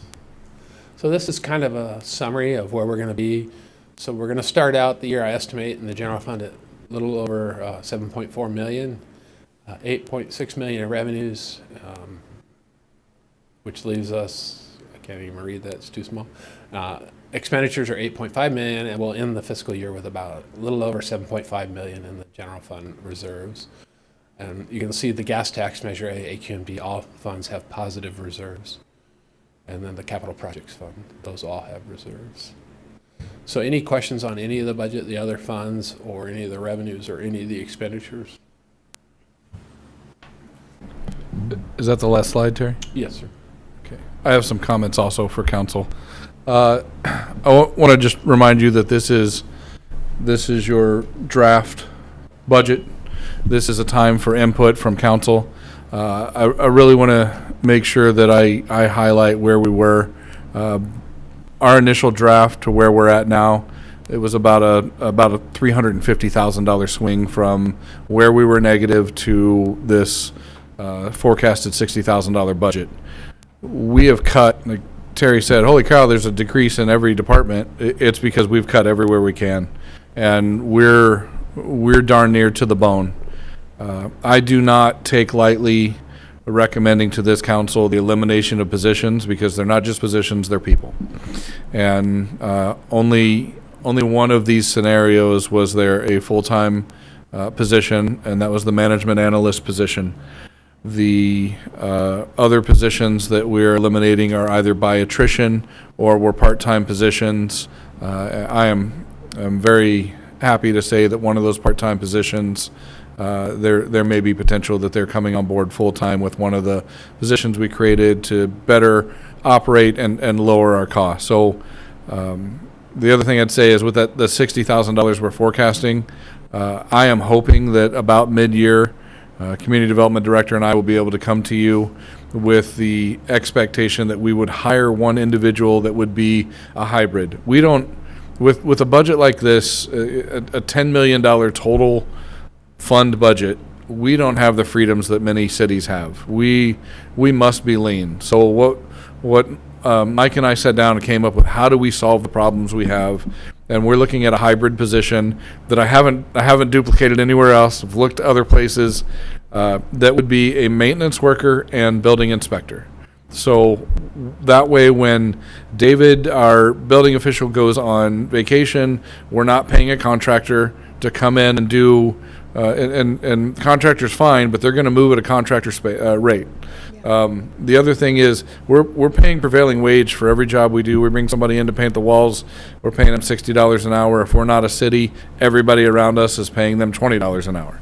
So if you have your own employee who is that maintenance worker and also building inspector, we're able to take, just as an estimate, that $60,000 expenditures or budget over expenditures before you can't call it a surplus, budget over expenditures, and then the buildings that we're looking at, the building we're looking at buying, the buildings that we own currently, our rental building, any repairs we need on that no longer come at that cost. And the other thing that we know is PV Maintenance has notified Mike that they're going to be no longer offering their services to us. I believe, Mike, it was they were the Public Works Department for Wildemar? and Wildemar is bringing Public Works in-house. The reason we were able to partner or contract with them is because they were here already, so they were willing to do it. They're going to basically leave this area, go back to Orange County where most of their business is, and so we don't even have an option there. We have lots of ways we'll be able to pay for this, and we've just been trying to be as creative as we can to come up with a way to solve both of our problems. And 2 part-time individuals on both sides just isn't realistic, because then you've got that level of turnover. So it is a very detailed, very exhaustive budget. I am looking forward to input from council on things you'd like to see. There are a lot of items cut everywhere across the board. Winter Wonderland is gone. The Christmas tree is gone. I asked Mike, what are our choices? $23,000 to rent a tree. That ship has sailed. What are our new choices? And Mike has figured out a way that we can put lights on the pole to make it look like a tree, and it's like $500, and I was so sold. So hopefully that kind of explains the methodology behind a lot of what we did and why we're here. And I'm very much looking forward to input on what you would like to see, because we would be bringing this back at a public hearing in May with whatever edits you may have to be adopted for the following fiscal year. Can I make a comment, Mr. Mayor? Absolutely. So before we get dragged by the community for killing Christmas, I think it is important to discuss the fact that on the events committee, we really kind of looked at what we were doing and what the POA was doing.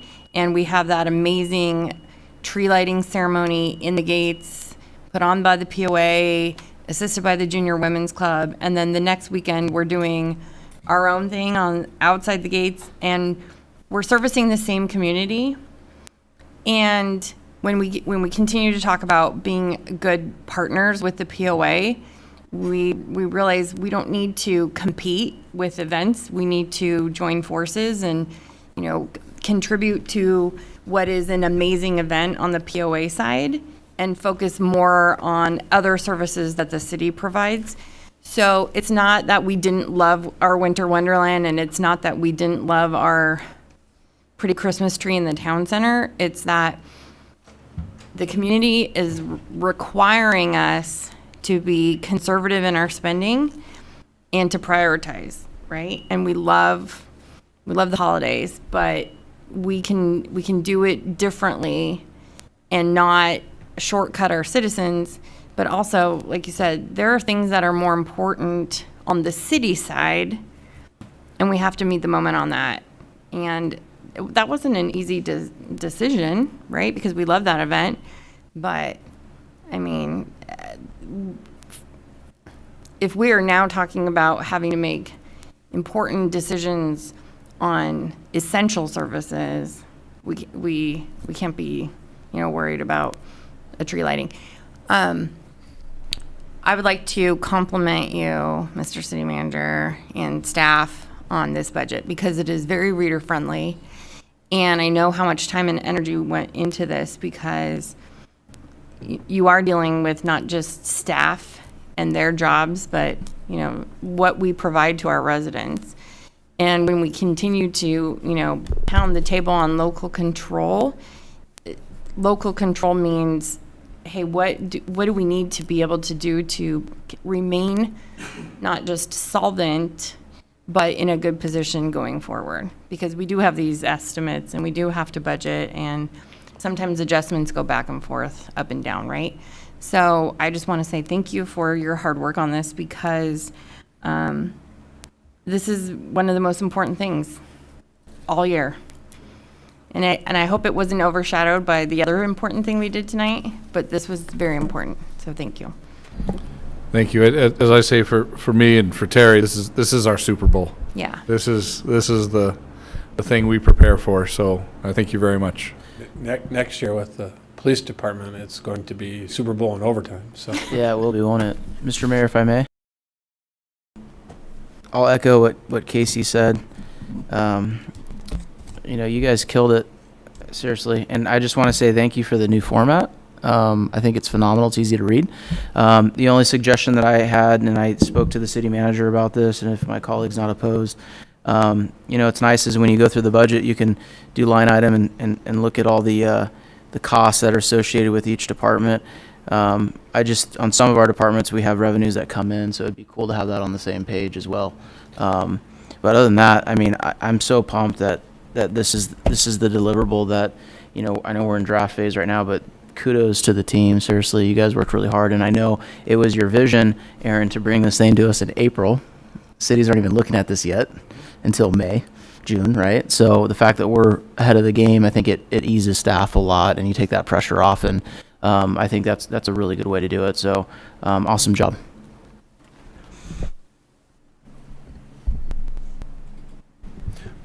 Good. Absolutely. So one of the things I'd like to come forward with is basically, I'm working with the Southwest elected officials, and I'm working with the Southwest Higher Education Coalition, and sometimes they come to us and ask us for a little financial support, and I mean little.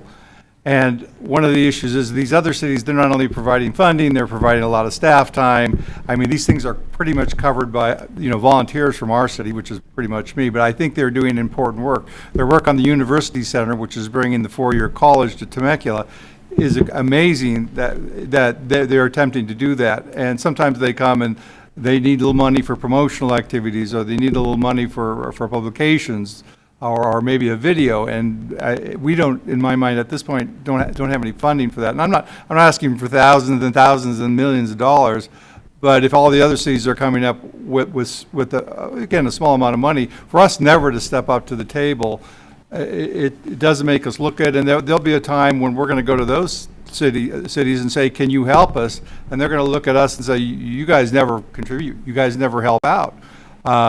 Granted, we're there as the council being there, but what we do compared to what obviously the bigger cities with much bigger budgets do is very different.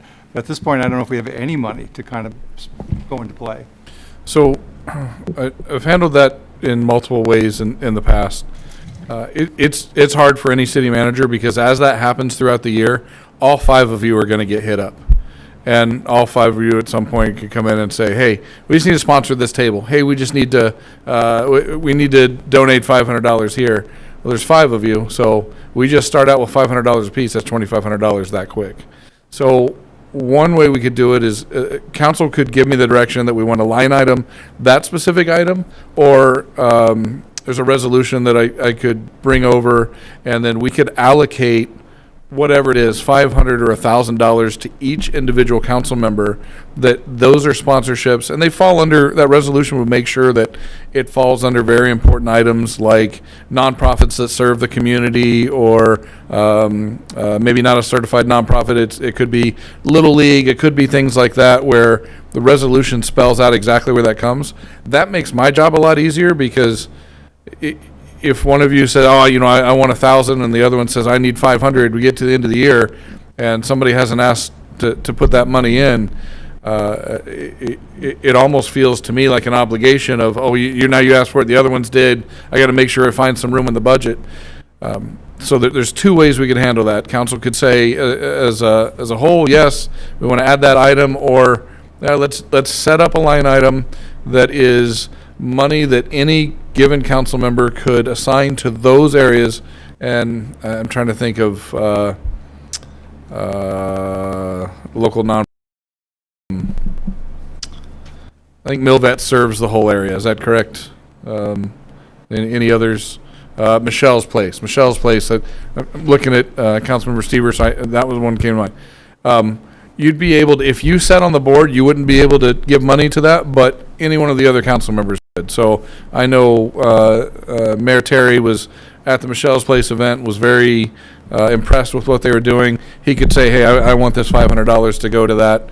Perfectly acceptable, very normal for cities to do, but it would fall under a resolution that defines what you could do. So I would just take direction from council on how they'd want to handle items like that, or just that specific one, and we add that to the budget.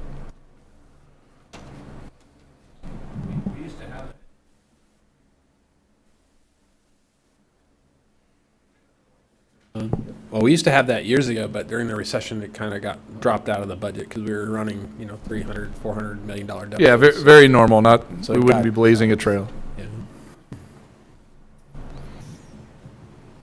I was hoping for like 1,500 a council person where they could delegate it to people that came up to each one of you. So let's say Little League needed, one of you had an interest in Little League, you could come up and say, we're going to go ahead and give the Little League 250.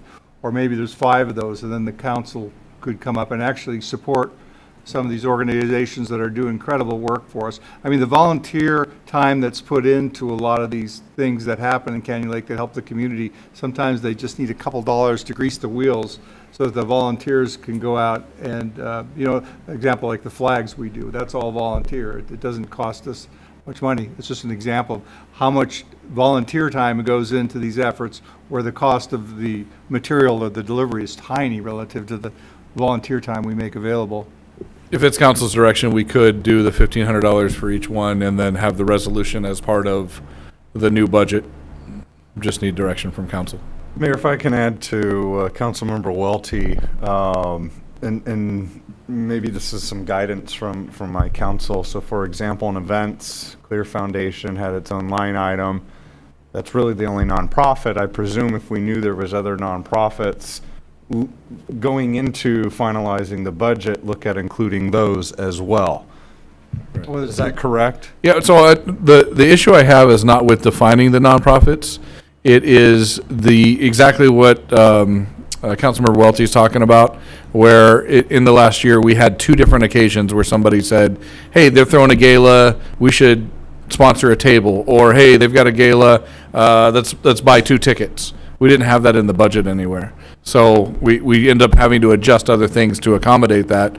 Doing something like whatever it is, the $1,500 for each individual one, gives you the freedom to, as long as it meets those requirements in the resolution, give the general fund money to those organizations, and it doesn't have to be the $1,500 for one. It could be 15 different $100 donations the city would make as allocated by that council member.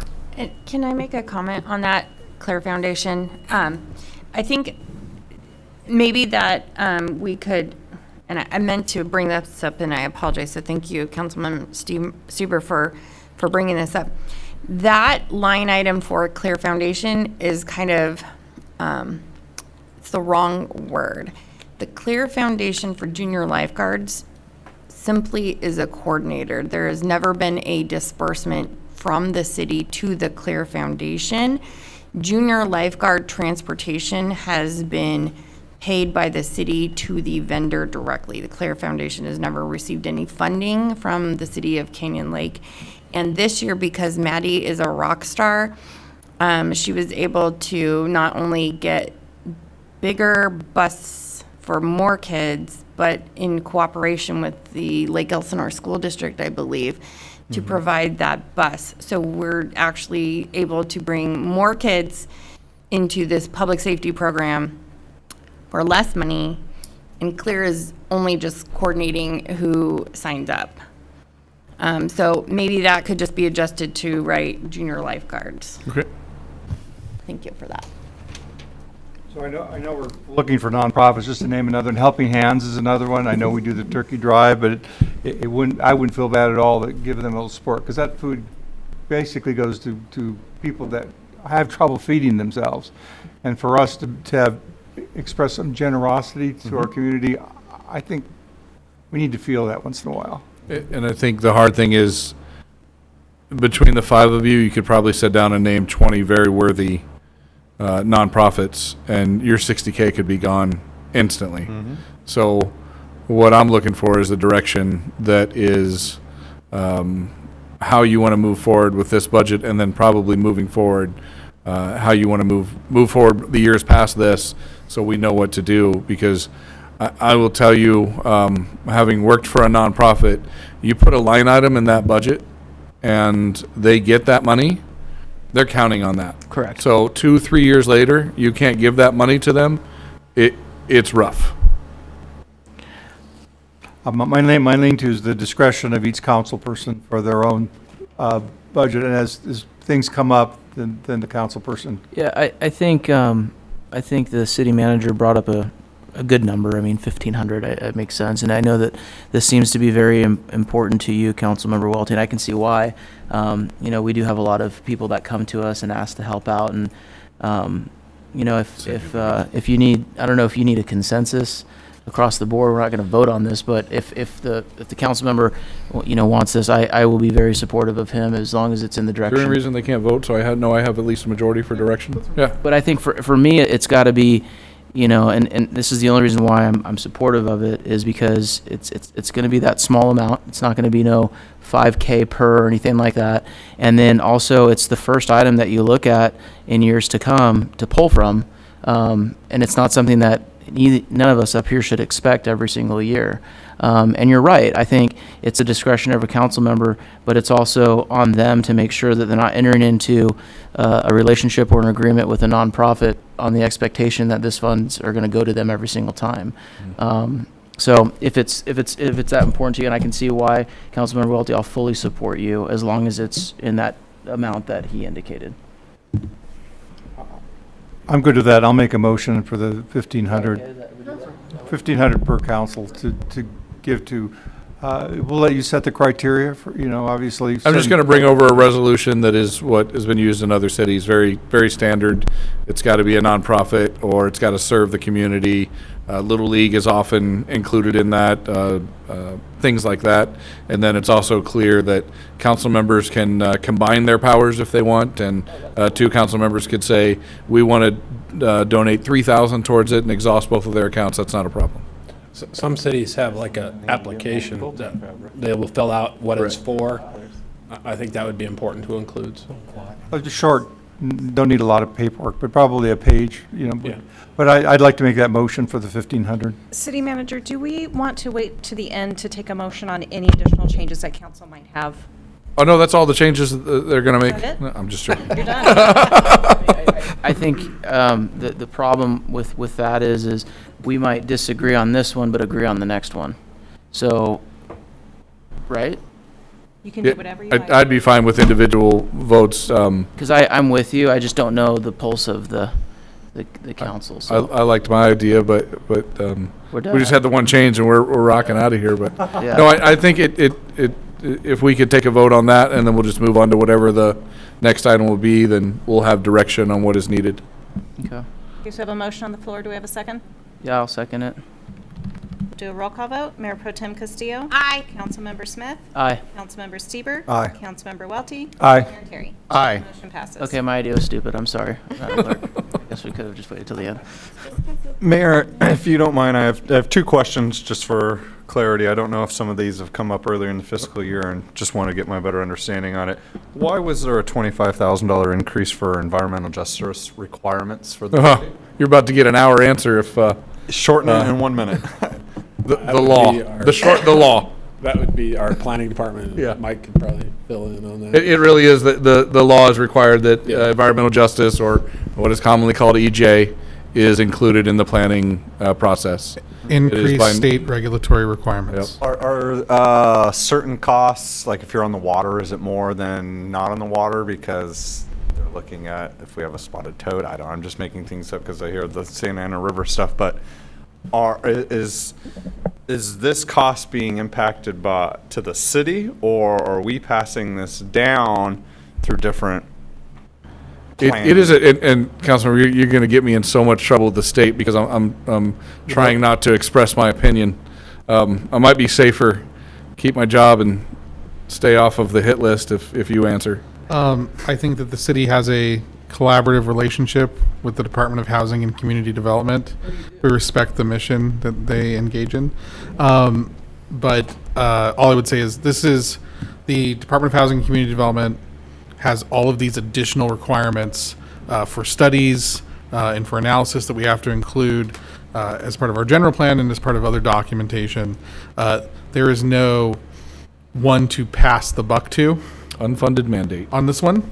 This is simply a requirement that they are imposing onto cities like ours.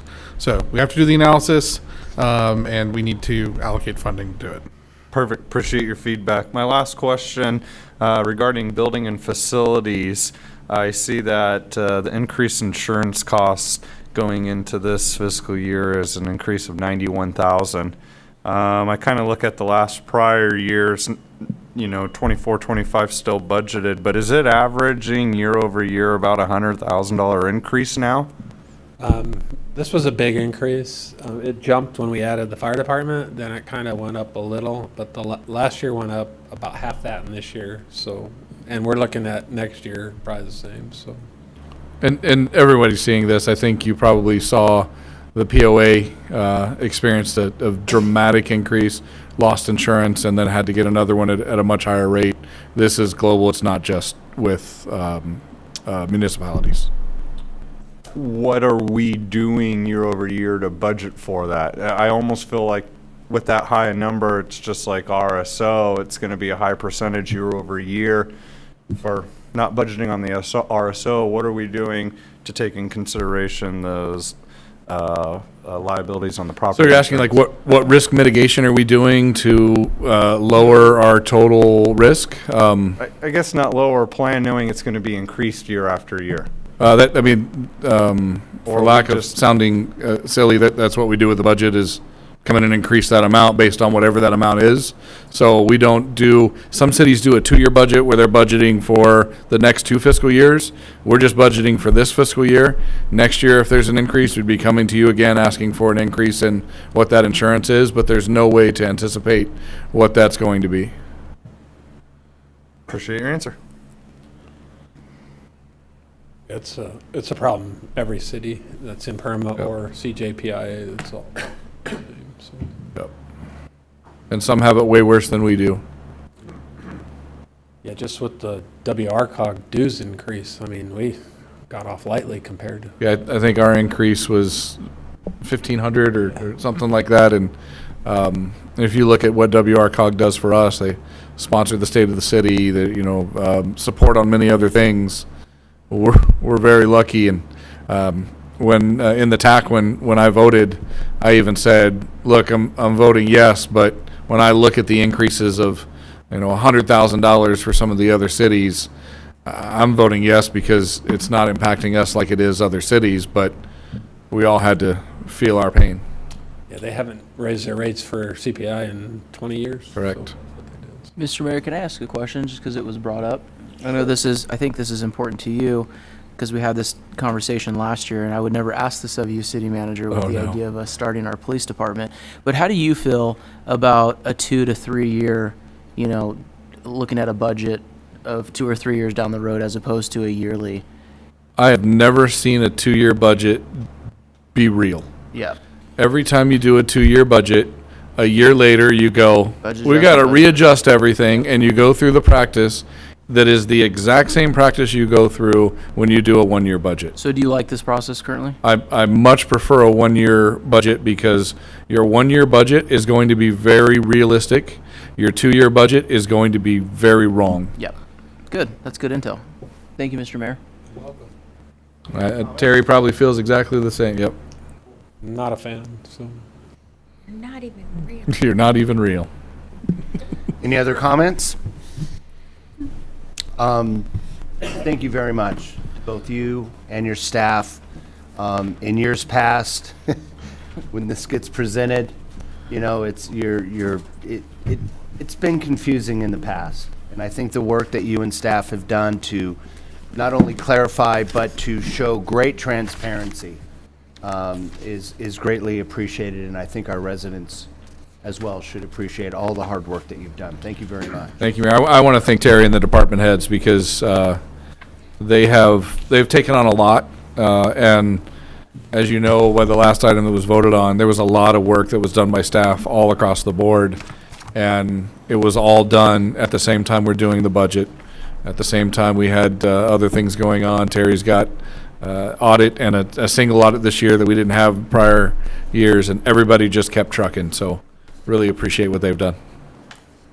There are a couple things that could affect it if CPI is used March to March, but it's not out yet. So that might change, may go down, hopefully. Right. But we are capped at 3, Yeah, so it won't capped go at 3. up. And then Stephen is also waiting on CPI for his increase, but it's not out yet either, so. But those are the only things that I know about other than the the $1,500 per council member. So is that, there's only the single change for us to make? Yeah, if there's no public comments, Mr. Mayor, I'll make the motion that we move forward with the single change that the Madam Clerk was right from the very Does beginning. anybody here have a public comment? Any? No, Brianna, no public ahead. comment, Brianna? I just need a second. I got a motion on the floor. I'll second. Madam Clerk, do you want to conduct a roll call vote? And the motion is to make that single change and bring the budget back for presentation to council at the next council. This is correct, yep. Mayor Pro Tem Castillo? Aye. Councilmember Smith? Aye. Councilmember Stieber? Aye. Councilmember Welty? Aye. Mayor Terry? Aye. Motion passes. Mayor, before you move on to committee and council reports, we did have a request to add an item to tonight's open session agenda. You should have in front of you a copy of a resolution ratifying the city manager's execution of a purchase and sale agreement for the acquisition of property located at 31600 Railroad Canyon Drive, Canyon Lake, California, and authorizing the city manager to execute all other documents and take all actions necessary to effectuate the purchase of the property.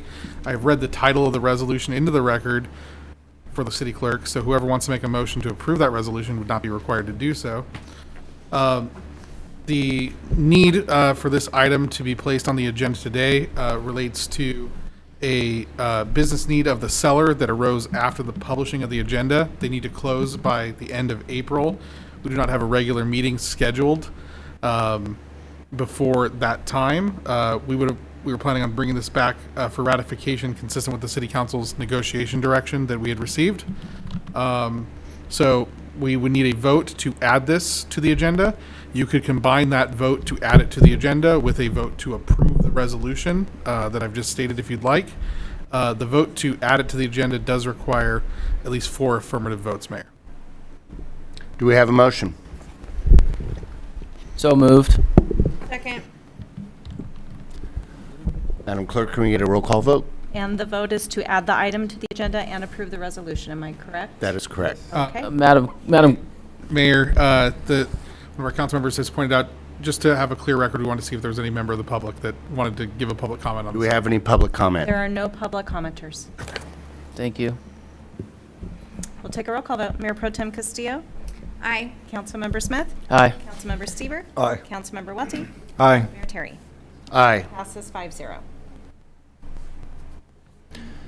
Okay. Committee and council report comments. Any of our council members would like to provide a report or a comment? I'll kick it off, it's okay? You bet. It'll be quick. It's been a long night. I just want to give a couple updates on RCTC because the team has done an incredible job, and they helped me put some stuff together that's pretty interesting for this group. We just recently passed some new technology that allows for tracking as far as community members on where they're going, and this information can actually be obtained through RCTC if Canyon Lake requested it. Obviously, we don't have as much of a need, but think of Menifee, right? You can find out where your residents are going on Saturday, where they're going Monday through Thursday, and you can look at traffic patterns based upon geo-tracking with cell phones to see where traffic's at. So very interesting. We have passed that. And here's one that might ring the bell for some of y'all: call boxes. This is a thing, and at one time this was the only source of communication that we had on the roads.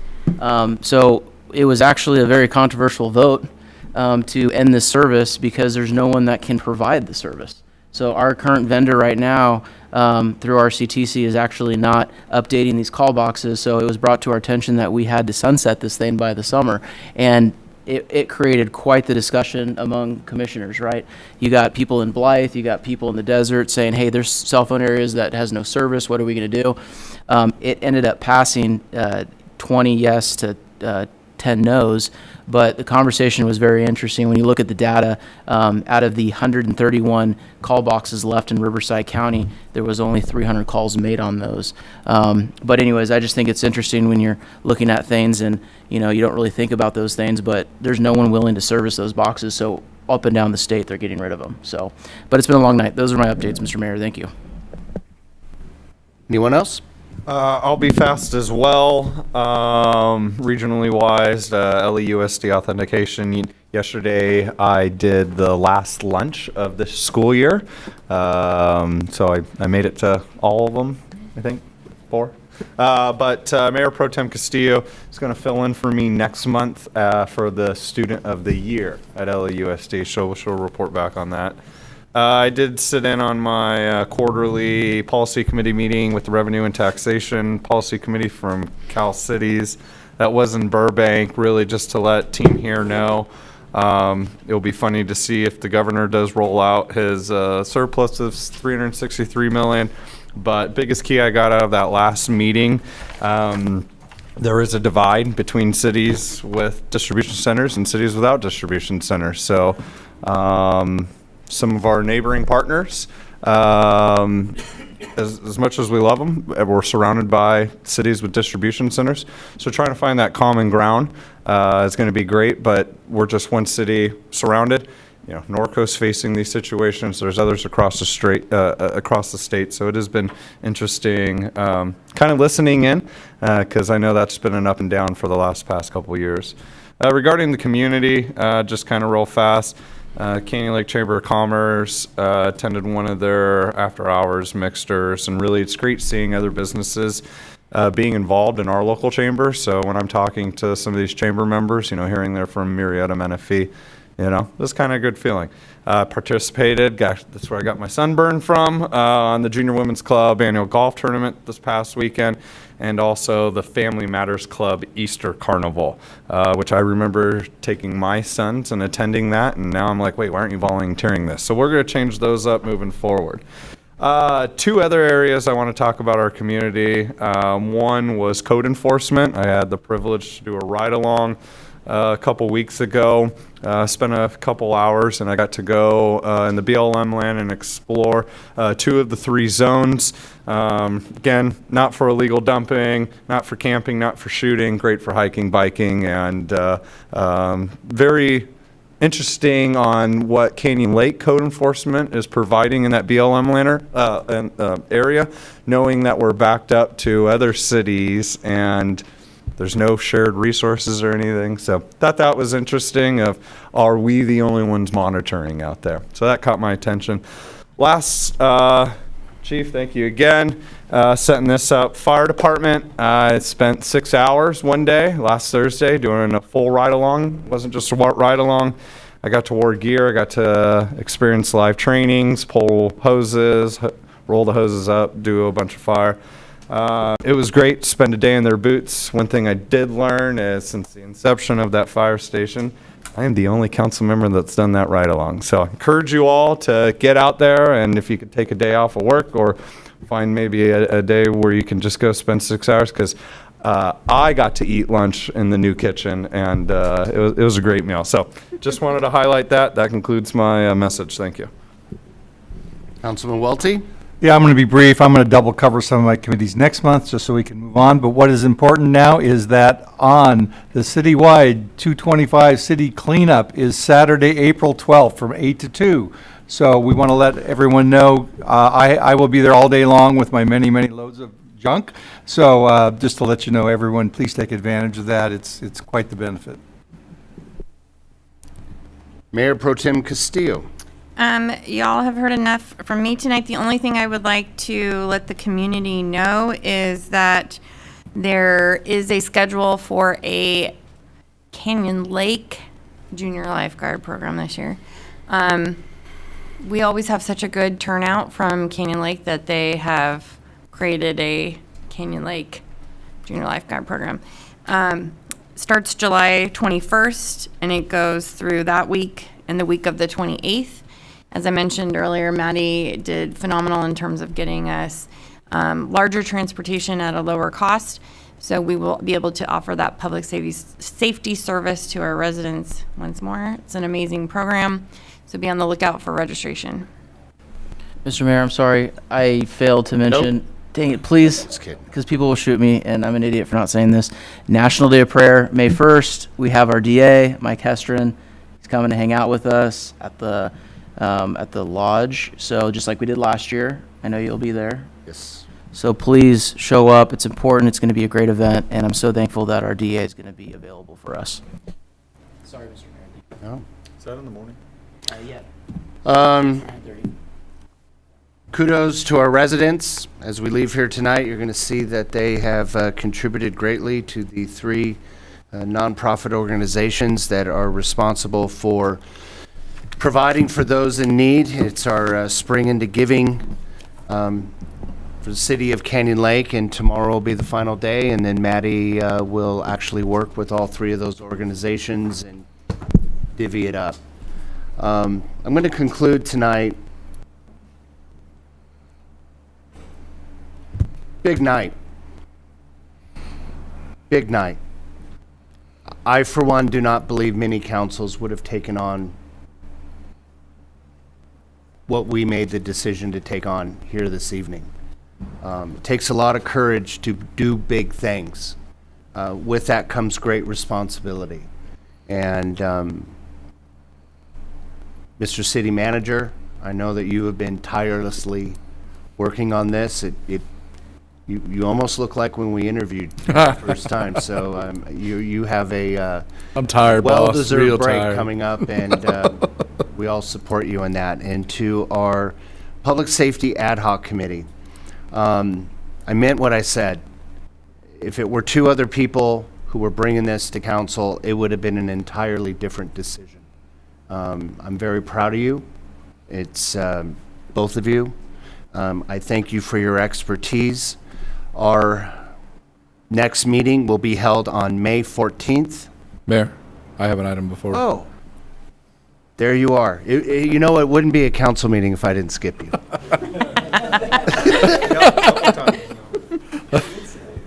So, I spread that around. no, not a problem, Mayor. So I've got two items. One, City Council had directed myself and the city attorney to negotiate a settlement with Culture Cannabis. We Yes. did work with Culture Cannabis. We had come to a verbal agreement. We were moving forward.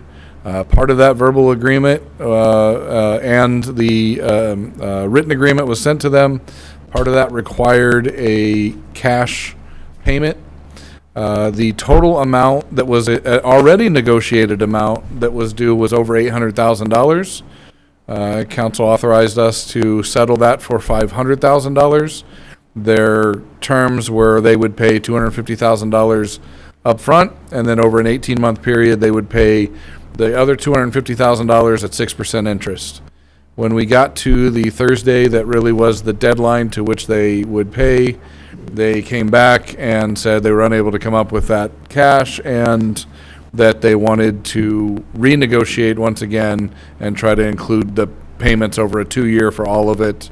That was outside of what council had authorized, so I let them know that we had come to the conclusion of this and that the permit would be rescinded. They are aware of that.